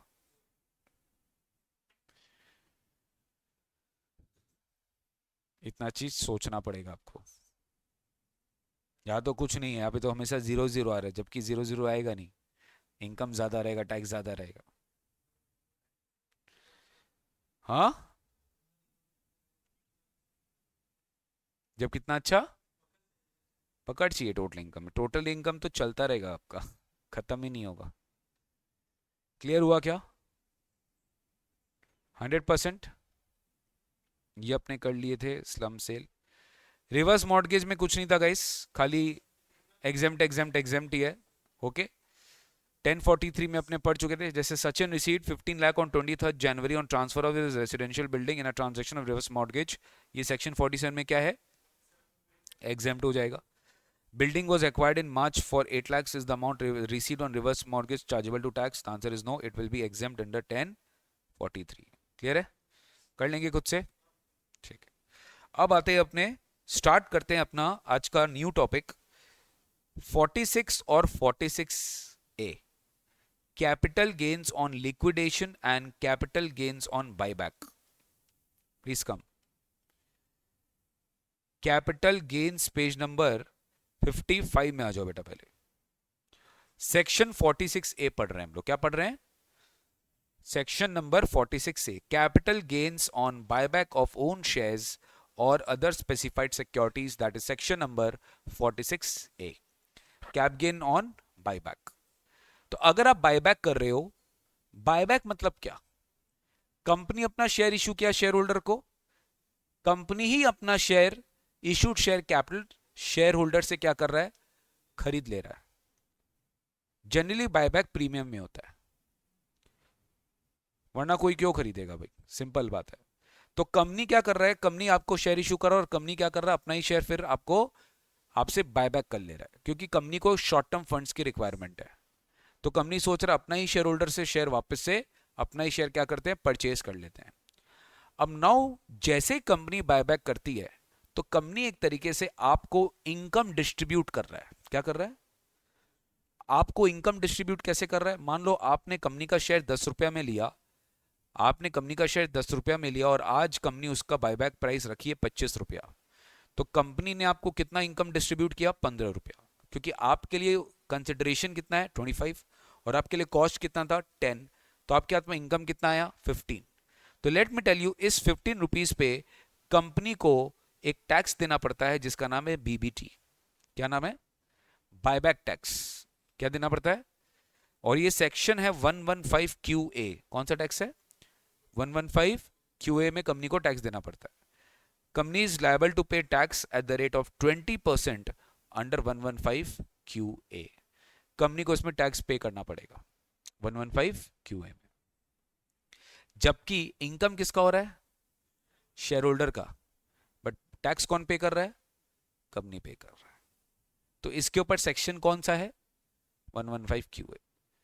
लिस्टेड शेयर्स बायबैक करोगे तो भी ये टैक्स लगेगा, अनलिस्टेड शेयर्स बायबैक करोगे तो भी ये टैक्स लगेगा। पहले सेक्शन खाली अनलिस्टेड शेयर्स पे लगता था, लिस्टेड पे नहीं लगता था, लेकिन 2019 से अमेंडमेंट आया था और 2019 से ये अनाउंस किया गया, finance act 2019, that both the shares पे बायबैक टैक्स लगेगा।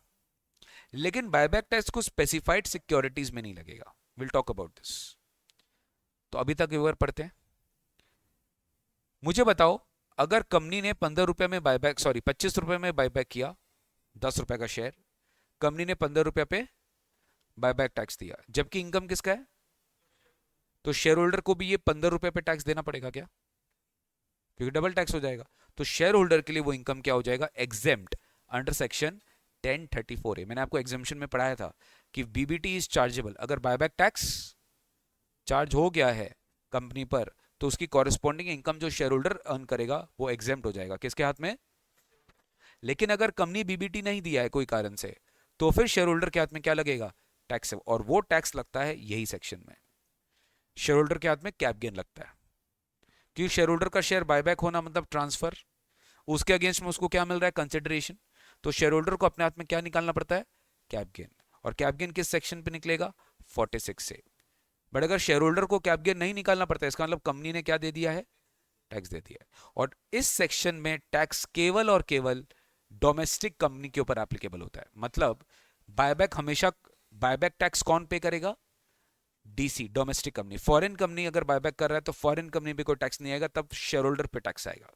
सपोज एक शेयर होल्डर है, फॉरेन कंपनी उसका बायबैक कर रहा है शेयर्स, अपना शेयर्स बायबैक कर रहा है शेयर होल्डर से, तो फॉरेन कंपनी पे कभी भी टैक्स नहीं आएगा। कौन सा टैक्स, बीबीटी। बीबीटी खाली किसके ऊपर एप्लीकेबल है, डोमेस्टिक कंपनी। डोमेस्टिक में इंडियन कंपनी भी आ गया, नॉन इंडियन कंपनी भी आ गया। तो domestic company is liable to pay BBT under section 115Q at the rate of 20% plus health and education cess. Corresponding इसका जो इनकम होगा ये क्या हो जाएगा, exempt under section 1034A in the hands of shareholder. Share holder के हाथ में क्या हो जाएगा, एग्जेम्प्ट हो जाएगा। ठीक है। अब देखो अदर कंपनी का अगर हम बात करें, अदर देन डोमेस्टिक कंपनी, तो यहाँ पे क्लियरली लिख दिया कि बीबीटी नॉट अप्लाई, यहाँ पे बायबैक टैक्स एप्लीकेबल नहीं होगा। Shareholder is liable to pay cap gain tax under section 46A, यही सेक्शन है कि शेयर होल्डर को यहाँ पे टैक्स देना पड़ेगा, किस सेक्शन में, 46A में देना पड़ेगा, क्योंकि यहाँ पे बीबीटी नहीं लग रहा है। 1034A एग्जेम्पशन नहीं मिलेगा सर। तो बताओ शेयर होल्डर अगर कैप गेन बेटा देगा तो दिमाग लगाना एकदम सिंपल है, उसके लिए कंसिडरेशन क्या होगा, कंसिडरेशन शेयर होल्डर को कैप गेन निकालना पड़ता है तो एफईसी कॉस्ट वॉस्ट सब होगा ना, तो शेयर होल्डर के लिए एफईसी क्या होगा, इनकम कहां से, इनकम तो आपको निकालना है, total consideration which is paid by the company, total consideration which is amount received by the share holder और the holder of other specified securities from the company. Company से उसको जो भी मिला बायबैक के परसेंट में वो उसका क्या हो जाएगा, एफईसी। टैक्सेबल किस साल होगा आपके हाथ में ये कैप गेन, क्योंकि बायबैक में तो आपने खरीदा है बट फिर भी कैप गेन आप दे रहे हो, जिस साल कंपनी बायबैक कर लेगी उस साल। Taxable in the year in which shares are purchased by the company, shares are purchased by the company. Next, taxability in the hands of company, company के हाथ में इसकी टैक्सेबिलिटी कैसे आएगी। सबसे पहले देखिए कंपनी के हाथ में टैक्सेबिलिटी कैसे आएगी, सबसे पहले buyback of shares bye domestic companies, buyback of shares of domestic companies, इस पे बीबीटी लगेगा कितना परसेंटेज, 23.296। अब ये कैसे आया, 20% टैक्स लगा, इस पे हाईएस्ट सरचार्ज लगा और इस पे हाईएस्ट सेस लगा। कंपनी का हाईएस्ट सरचार्ज 12%, अब पता होना चाहिए आपको, 37 नहीं है, कंपनी में 7 और 12 है। ठीक है, तो अब देखिए 20 को इंटू 1.12 करिए, इंटू 1.03 करिए, सॉरी 1.04, तो लगभग लगभग 23.296% ही आएगा, क्योंकि सरचार्ज हम लोग हमेशा टैक्स पे निकालते हैं और इस टोटल पे हम लोग हमेशा सेस निकालते हैं। तो यहाँ पे आपका इनकम टैक्स कितना अल्टीमेटली कंपनी को पे करना पड़ेगा, बीबीटी, इसको एक एडिशनल इनकम टैक्स बोलते हैं। कंपनी अपने प्रॉफिट्स पे तो टैक्स दे ही रहा है, बायबैक कंसिडरेशन पे भी टैक्स देगा, अरे बोलिए। लेकिन उसी पॉइंट ऑफ व्यू से शेयर होल्डर के हाथ में क्या होगा, income arising to the share holder will be exempt under 1034A। ठीक है, ये तो हो गया बेटा बायबैक जब कौन कर रहा है, डोमेस्टिक कंपनी कर रहा है।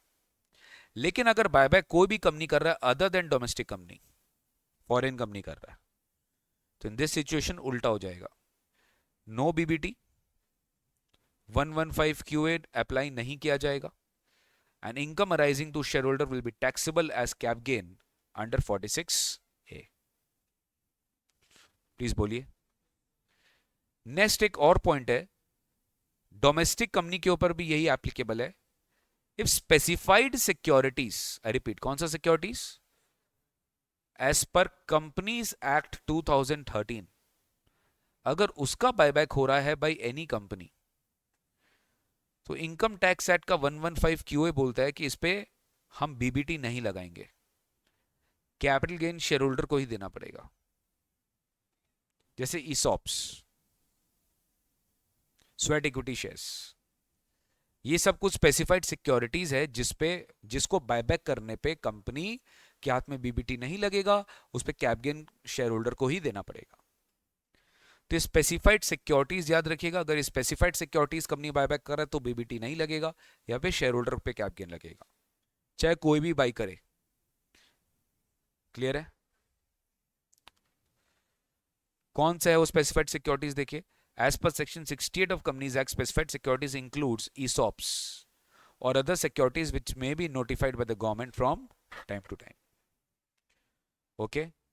As far as shares are concerned, provision would be attracted in the hands of the shareholder only the shares are bought back by a company other than domestic company.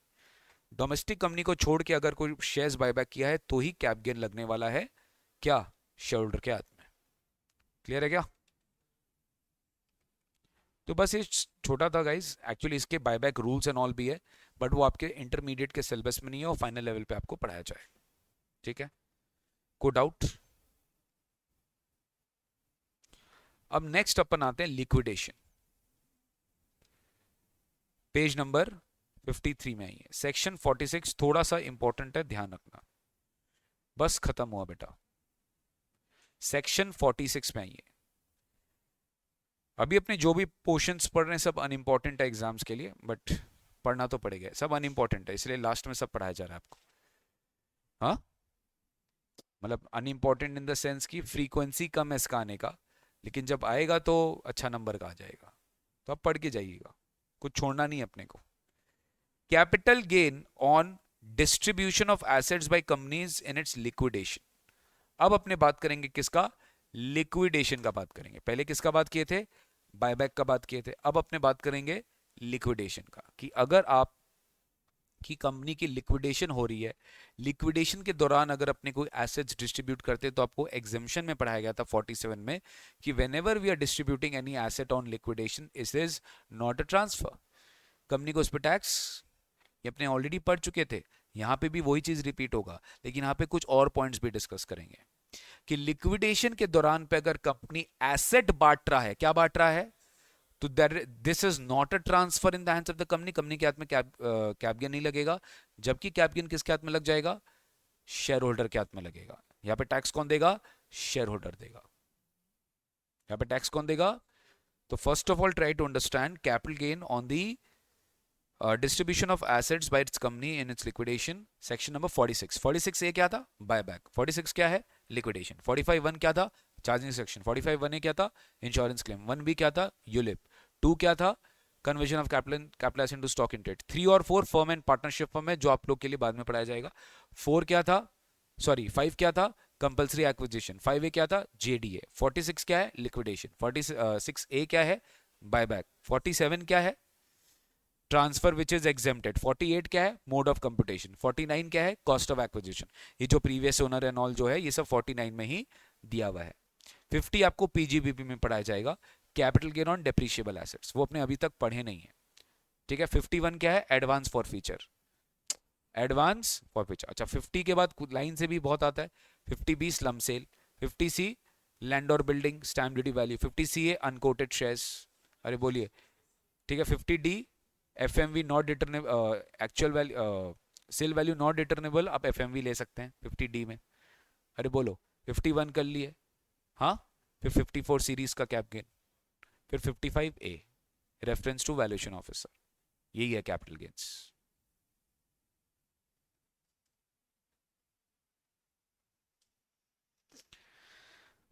(45(3) and 45(4) सारे CA students ध्यान से सुन लो, 45(3) and 45(4) आपके syllabus में नहीं है, okay.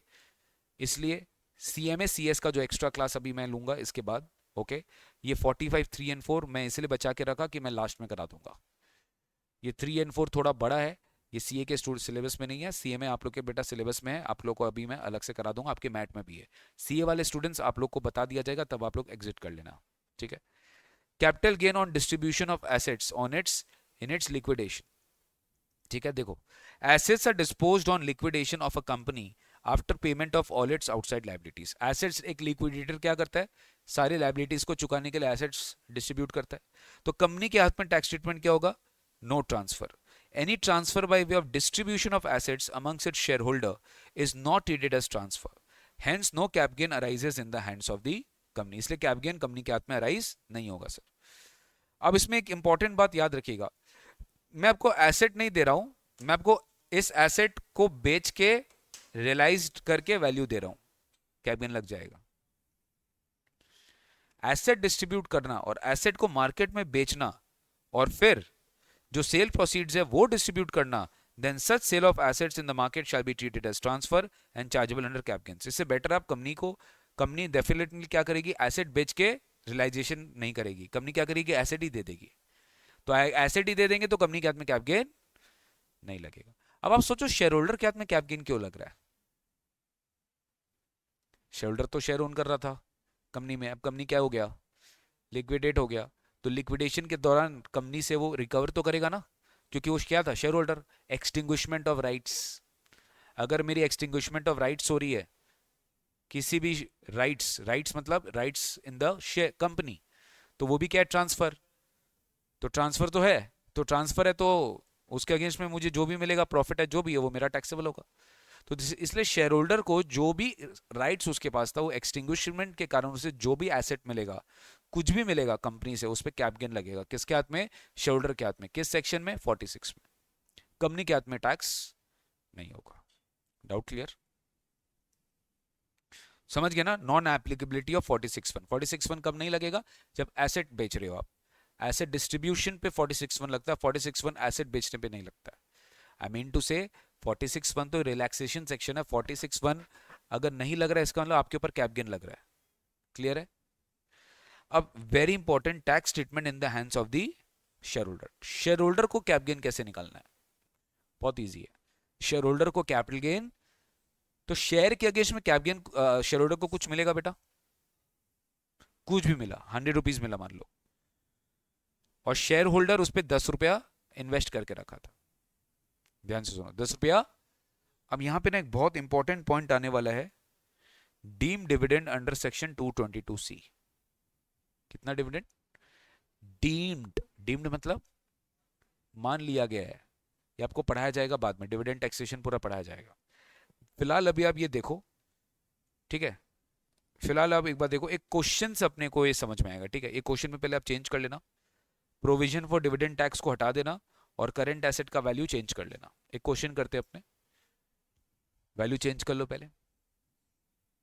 Balance sheet of Purva India private limited as on 31st December. Balance sheet on Purva India private limited as on 31st December. Equity share capital 10 rupees each, 8 lakh. Preference share capital 1 lakh. Reserves 2 lakh. Loan 6 lakh. Creditors 6 lakh. Asset में land है 6 lakh. Building WDV as per IT 3 lakh. Machinery WDV as per IT 4 lakh. और current asset 10 lakh. ये capital, ये आपको पूरा balance sheet दे दिया. Company went into liquidation on the balance sheet date, मतलब 31st December को कंपनी किस में चला गया, लिक्विडेशन में चला गया. And all the current assets and buildings realised at book value. All the current assets buildings मतलब सारे बिल्डिंग्स करंट एसेट जो भी वो रियलाइज किया, किसमें किया, कोई गेन नहीं हुआ. मतलब the realised money was applied in payment of, मतलब लोन क्रेडिटर्स को चुका दिया. क्या कर दिया, लोन क्रेडिटर्स को चुका दिया एसेट को बेच के. Including dividend tax, including preference share holder. Dividend tax तो हट गया. अब देखो, उत्कर्ष इज अ होल्डर ऑफ, एक पूरा कंपनी का बैलेंस शीट दिया. अब आपको उसको शेयर होल्डर का आपसे बात कर रहा है कि उत्कर्ष एक 10% इक्विटी शेयर होल्डर है एंड 20% प्रेफरेंस शेयर होल्डर है. 10% इक्विटी शेयर होल्डर है एंड 20% प्रेफरेंस शेयर होल्डर है. तो उत्कर्ष इसका 10% का मालिक है और उत्कर्ष इसका 20% का मालिक है. यस और नो. प्रेफरेंस शेयर का 20% और इक्विटी शेयर का, equity shares were originally acquired by him on 16th August 2002 at face value, मतलब balance sheet value. However, he subscribed to preference share capital on the current year, मतलब short term होने वाला है ये, क्योंकि इसी के बाद इसका liquidation हो गया 31st December, यानी 9 months. ये 9 months ही रखा है, बट ओरिजिनल शेयर जो है वो बहुत साल से रख के रखा है. Which was issued at par, यानी शेयर कैपिटल जो प्रेफरेंस शेयर है वो भी उसको प्रीमियम में नहीं मिला, पार में मिला. He receive part of the land जिसकी मार्केट वैल्यू क्या है 5 लाख, एंड कैश मिला for preference share 20,000। Because he is a preference share holder उसको कैश मिल गया, and because he is a equity holder इसको लैंड मिल गया। Compute the cap gain in the hands of the company and Utkarsh. ठीक है, अब गाइस मेरा बात ध्यान से सुन लो। ये चीज आपको डिविडेंड में पढ़ाया जाएगा, इसलिए अभी मैंने एग्जांपल लिया। डिविडेंड में खाली जो आपको कंपनी लॉ बताता है कि एजीए में डिक्लेयर हुआ, कंपनी डिक्लेयर किया dividend out of its profits, खाली उसी को डिविडेंड नहीं बोलते हैं। बहुत फॉर्म्स ऑफ डिविडेंड होता है जो इनकम टैक्स आइडेंटिफाई करके रखा है। जैसे कि if I am a company, I am distributing anything to my share holder on its liquidation, on its, that is also a dividend. वो भी क्या है, अगर मैंने तुम्हें कुछ भी डिस्ट्रीब्यूट किया अपने शेयर होल्डर को on my liquidation to the extent of my reserves and surplus, to the extent of my, मैंने तुम्हें जो भी डिस्ट्रीब्यूट किया to the extent of my reserves and surplus, that will be deemed to be dividend. और यही है deem dividend, deem dividend. तो बोला ये जा रहा है कि कंपनी अगर लिक्विडेशन में एसेट बांट रहा है, ध्यान से सुनना, कंपनी अगर एसेट बांट रहा है तो आप ये बोल रहे हो, कंपनी के पॉइंट ऑफ व्यू से सोचो कि कंपनी डिविडेंड दे रहा है। दूसरी तरफ आप ये भी बोल रहे हो कि जो शेयर होल्डर को कंपनी से मिल रहा है वो उसका सेल कंसिडरेशन है। मैं फिर रिपीट करता हूं, company has distributed land to the share holder on liquidation, एक तरफ आप ये बोल रहे हो। दूसरे तरफ आप ये बोल रहे हो कि जो लैंड कंपनी ने शेयर होल्डर को दिया वो शेयर होल्डर का क्या है, सेल कंसिडरेशन। तो कंपनी जो डिविडेंड दिया वो इनकम भी शेयर होल्डर का, और कंपनी जो लैंड दिया उस पे भी shareholder as a capital gain tax दे रहे, तो डबल टैक्स हो गया। तो गवर्नमेंट बोला नहीं, ऐसा हम नहीं करेंगे, डिविडेंड हमेशा रिजर्व्स एंड सरप्लस तक ही माना जाएगा। यानी कंपनी का जो रिजर्व एंड सरप्लस है, मतलब एक कंपनी की जो हैसियत है डिविडेंड देने की, वो तो रिजर्व से ही पता चलेगा। अब उत्कर्ष इस क्वेश्चन में आइए प्लीज, ये क्वेश्चन बहुत इंपॉर्टेंट है, आएगा तो अच्छा खासा आ सकता है। उत्कर्ष इक्विटी शेयर में कितना मालिकाना हक लगता है, 10%। तो उत्कर्ष को अगर कंपनी डिविडेंड देगी तो उत्कर्ष को रिजर्व्स में से देगी, तो रिजर्व्स का 10% उत्कर्ष को डिविडेंड मिलेगा। तो 2 लाख का कितना परसेंट, यानी 20,000 तो क्या है, डिविडेंड है। यानी मैं जो लिक्विडेशन में दे रहा हूं ना, मैं तुम्हें 20,000 क्या दे रहा हूं, डिविडेंड दे रहा हूं। किसको, शेयर होल्डर को, जो शेयर होल्डर का क्या होगा, डिविडेंड इनकम होगा। और जो बैलेंस इनकम है वो शेयर होल्डर कहां पे लेकर जाएगा, जो बैलेंस इनकम है वो शेयर होल्डर कहां लेके जाएगा, वो सेल कंसिडरेशन में लेके जाएगा for purpose of capital gain. यानी सुनो, इस सिचुएशन में लैंड कितना में डिस्ट्रीब्यूट किया, तो पूरा 5 लाख का सेल कंसिडरेशन नहीं है। इस 5 लाख में 20,000 जो डिविडेंड इनकम है वो लेस हो जाएगा, और 480 ही उसका क्या माना जाएगा, सेल कंसिडरेशन। बस क्या माना जाएगा, और उस पे जो आप इंडेक्स कॉस्ट जो भी आप निकालते हो निकाल लीजिए। तो इन दिस सिचुएशन 46(2) यही बोलता है that the net consideration will be, sale consideration will be reduced by the dividend which is deemed under section 2 clause 22 सब clause C, deemed dividend.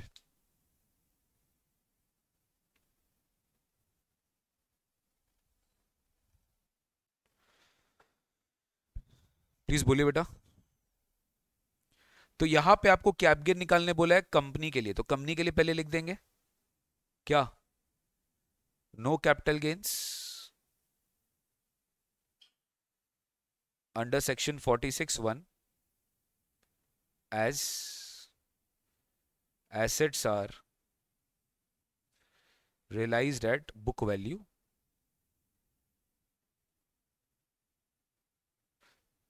and land is distributed to shareholder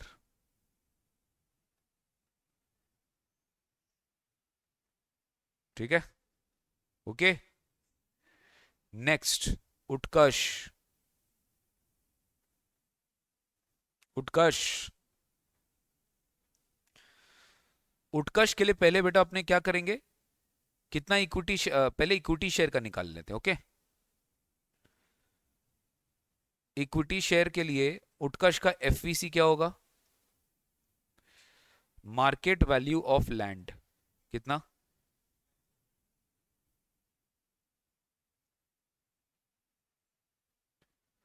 minus deem dividend, कितना, 10% of 2 lakh.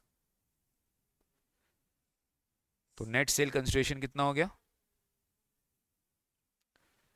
अब index cost निकाल लीजिए। उत्कर्ष ने share कब खरीदा था equity, 2002 में। तो 2-3 का फैक्टर क्या होगा देख लेना।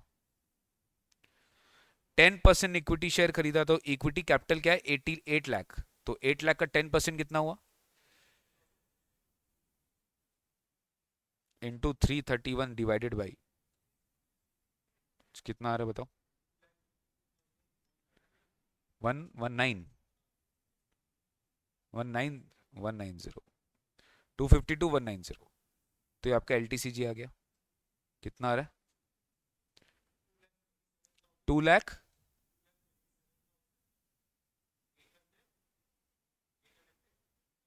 ठीक है। वैसे प्रेफरेंस शेयर्स में क्या मिला उसको, कैश मिला, कितना, हाँ याद रखिएगा ये शॉर्ट टर्म था। तो कॉस्ट क्या है, कितना परसेंट प्रेफरेंस खरीद के रखा है, 20%। और प्रेफरेंशियल कैपिटल कितना है, 1 लाख ही है। तो इसमें कोई गेन नहीं हुआ उसको। तो STCG इज व्हाट, 0। STCG क्या है, 0। STCG 0 है, बोलो।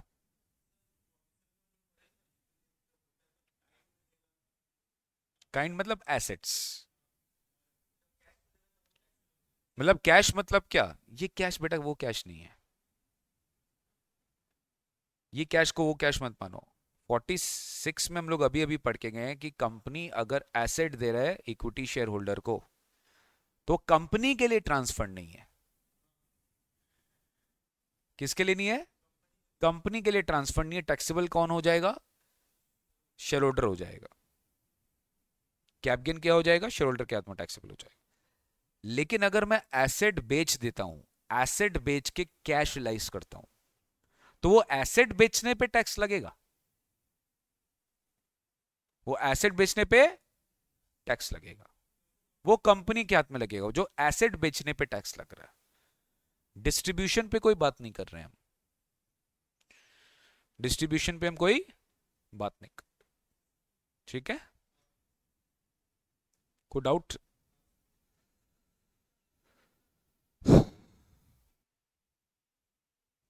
समझ में आया, पक्का। अब आप पढ़ना स्टार्ट करो पेज 53 में। Tax treatment in the hands of share holder. When a share holder receives money, when a share holder receives money,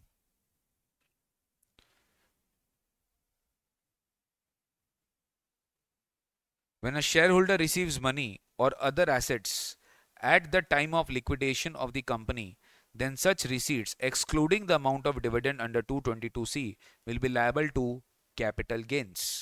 ठीक है, तो सेल कंसिडरेशन कितना होगा, टोटल अमाउंट या market value of the assets received on liquidation bye the share holder less dim dividend under 222C, या लिख दो to the extent of, या लिख दो to the extent of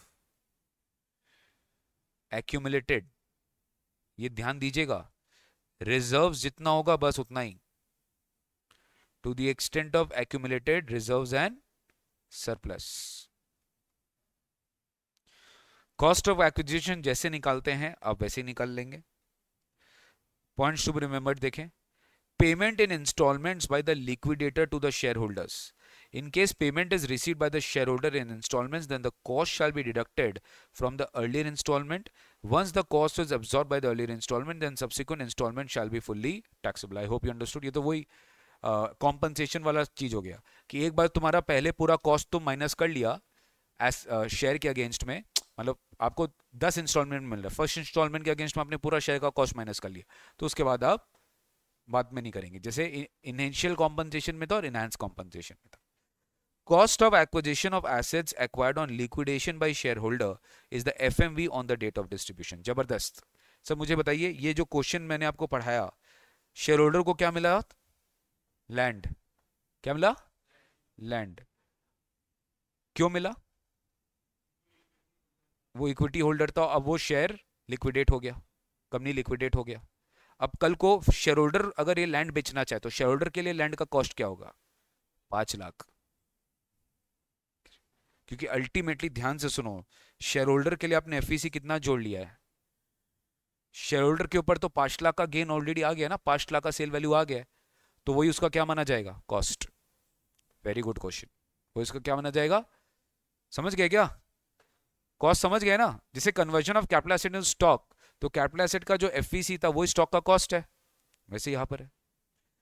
distributed asset may not be a capital asset. ध्यान रखना, यहाँ पे कोई कैपिटल एसेट का बात नहीं कर रहा है. तुम डिस्ट्रीब्यूशन जो भी कर रहा है, it may not be a capital asset to come within the ambit of 46(2). Distribution is deemed to take place in proportion of share capital and accumulated profit as it appears immediately before the distribution of the books of the accounts of the company. एक बार read कर लेना बस, ठीक है? That's it. उससे ज्यादा relevant नहीं है आपका लिक्विडेशन. जितना आपके इंस्टीट्यूट के मैट में था उतना मैंने आपको करवा दिया.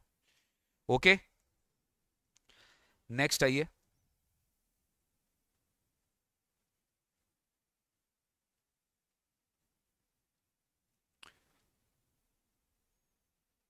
It's not relevant.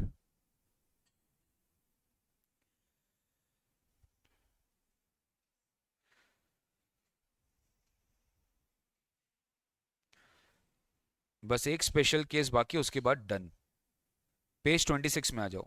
Special case 7, capital gain on intangible assets, section 55(2). फटाफट. Capital, page 26, capital gain on intangible assets. Intangible assets के ऊपर अपने कैप गेन कैसे निकालेंगे? इंटेंजिबल एसेट्स के ऊपर अपने कैप गेन कैसे निकालेंगे? इजी है.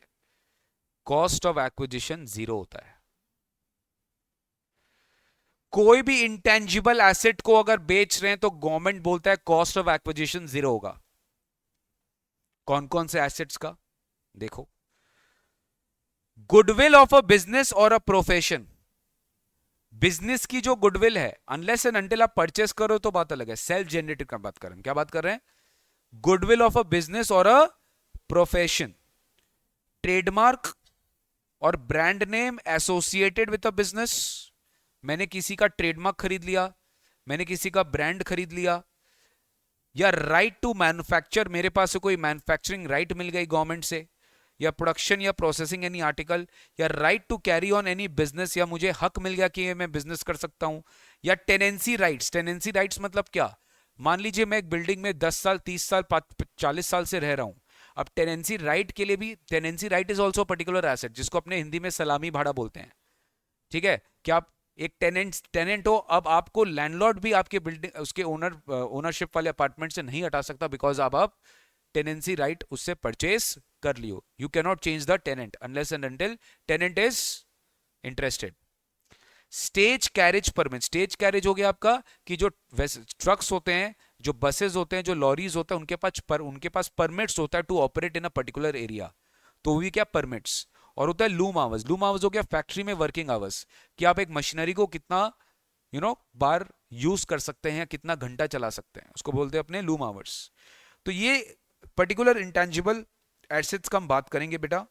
अब इसमें एक चीज आप ध्यान से सुनना कि अगर आपने इसको परचेज किया है प्रीवियस ओनर से, यानी किसी से खरीदा है ये सारा एसेट, तो कौन बोलती है if the asset has purchased then from a previous owner, then the cost of acquisition will be the purchase price. मतलब आपने खरीदा है, स्पेशली किसी से गुडविल बोल के खरीदा है, ट्रेडमार्क बोल के खरीदा है. अब मेरा बात ध्यान से सुनो, आप अमेलगमेशन मर्जर अकाउंट्स में पढ़ेंगे, एग्जैक्टली वहीं पर आता है.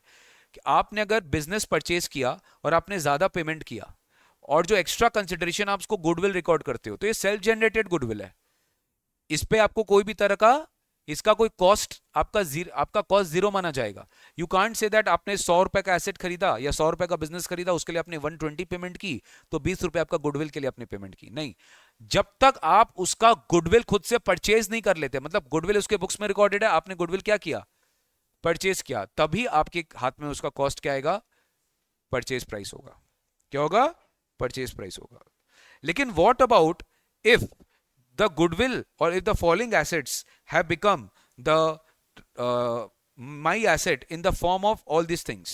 ध्यान से देखो क्या लिखा है, in case where capital asset became the property of the SSE by any of the following modes from the previous owner, यानी आपने किसी और से previous owner से ये खरीदा है, and such capital asset were acquired by the previous owner by purchase, then the cost will be deemed to be the amount of purchase of previous owner। Same चीज, यानी सोचो आपने previous owner से gift में लिया, आपने previous owner से gift में लिया, विल में लिया, इनहेरिटेंस में लिया, पार्टीशन ऑफ एचयूएफ में लिया, लिक्विडेशन ऑफ कंपनी में लिया, इरेवोकेबल ट्रस्ट के फॉर्म पे ट्रांसफर लिया, या स्पेसिफाइड कैपिटल एसेट्स में जो ट्रांसफर अपने पढ़े थे, याद है, होल्डिंग कंपनी टू 100%, तो एग्जाम ट्रांसफर है। सब्सिडी कंपनी टू 100% होल्डिंग, ये भी एग्जाम ट्रांसफर है। अमेलगमेशन में लिया या डीमर्जर में लिया, तो गवर्नमेंट बोलता है भैया उनके हाथ में प्रीवियस ओनर का जो कॉस्ट रहेगा वही तुम्हारा कॉस्ट रहेगा, सेम वही तुम्हारा क्या रहेगा, कॉस्ट रहेगा। बाद बाकी किसी भी केस में, बस इतना पढ़ लो बेटा, बाद बाकी किसी भी केस में सेल्फ जनरेटेड एसेट में हमेशा याद रखिएगा your cost of acquisition will always be zero. ठीक है, your cost of acquisition will always be zero. तो cost of acquisition is equal to amount of purchase price, अगर आपने प्रीवियस ओनर से खरीदा है तो परचेज प्राइस होगा। ठीक है, तो cost of acquisition of self generated asset zero होगा। Goodwill, business, right to manufacture, production, processing any article, right to carry on business, cost of improvement भी जीरो होगा। ठीक है, क्लियर है?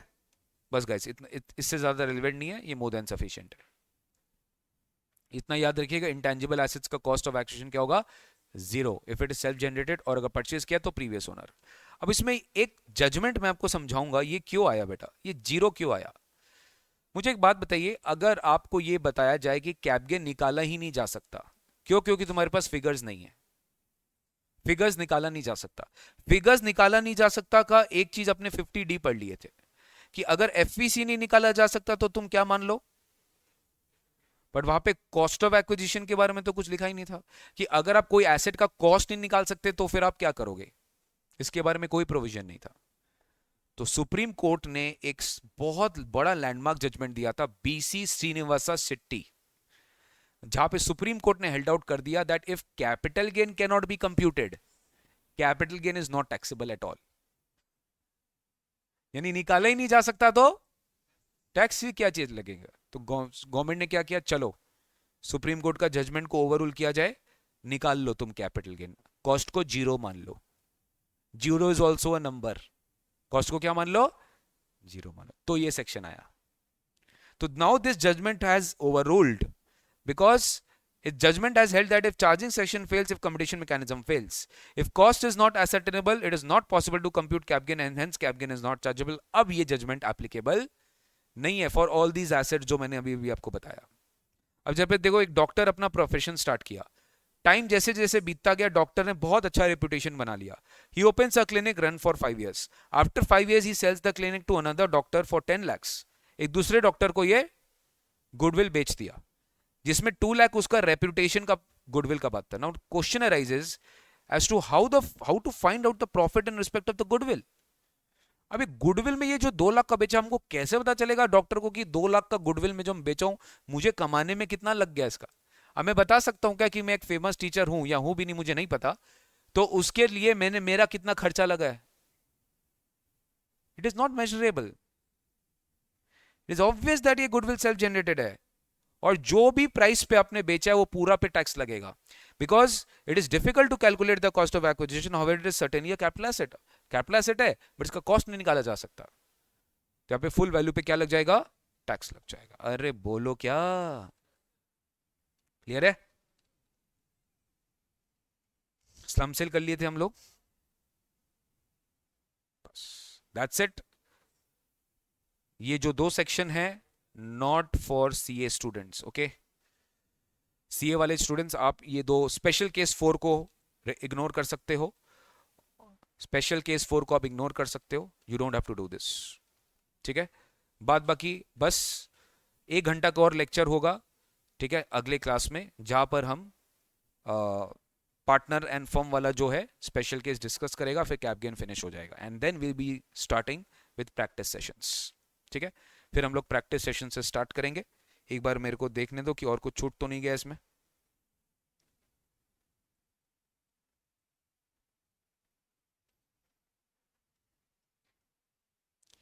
एक बार समराइज करा देता हूं मैं कि सर आपको अल्टीमेटली इस पूरे कैप गेन में ध्यान किस किस में देना है, ओके। सबसे पहले period of holding, okay. You should be knowing कि किसका किसका क्या पीरियड ऑफ होल्डिंग है।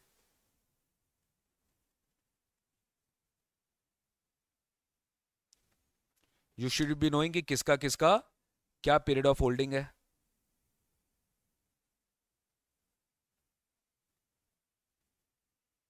ओके।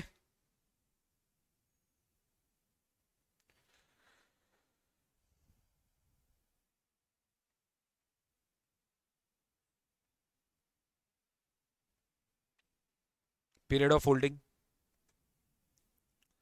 फिर एफपीसी बहुत अच्छे से पढ़ के जाएगा। 50 सी हो गया, 50 बी हो गया स्लम सेल, ठीक है, 50 डी हो गया। एग्जेम्पशन सीरीज बहुत इंपॉर्टेंट है, 54 सीरीज का।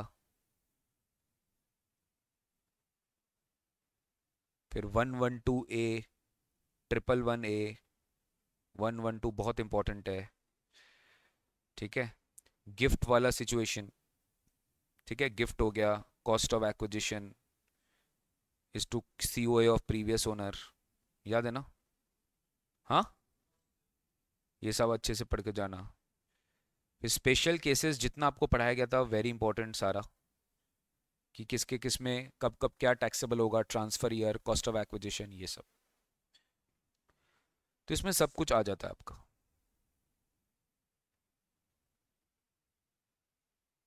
कोई भी एक सिचुएशन से क्वेश्चन आ जाएगा, और प्रैक्टिस तो और अपने बहुत करेंगे तो रिवीजन होता ही रहेगा, ठीक है ना। सो दैट्स इट गाइस, आज के लिए इतना ही रखते हैं। Thank you so much.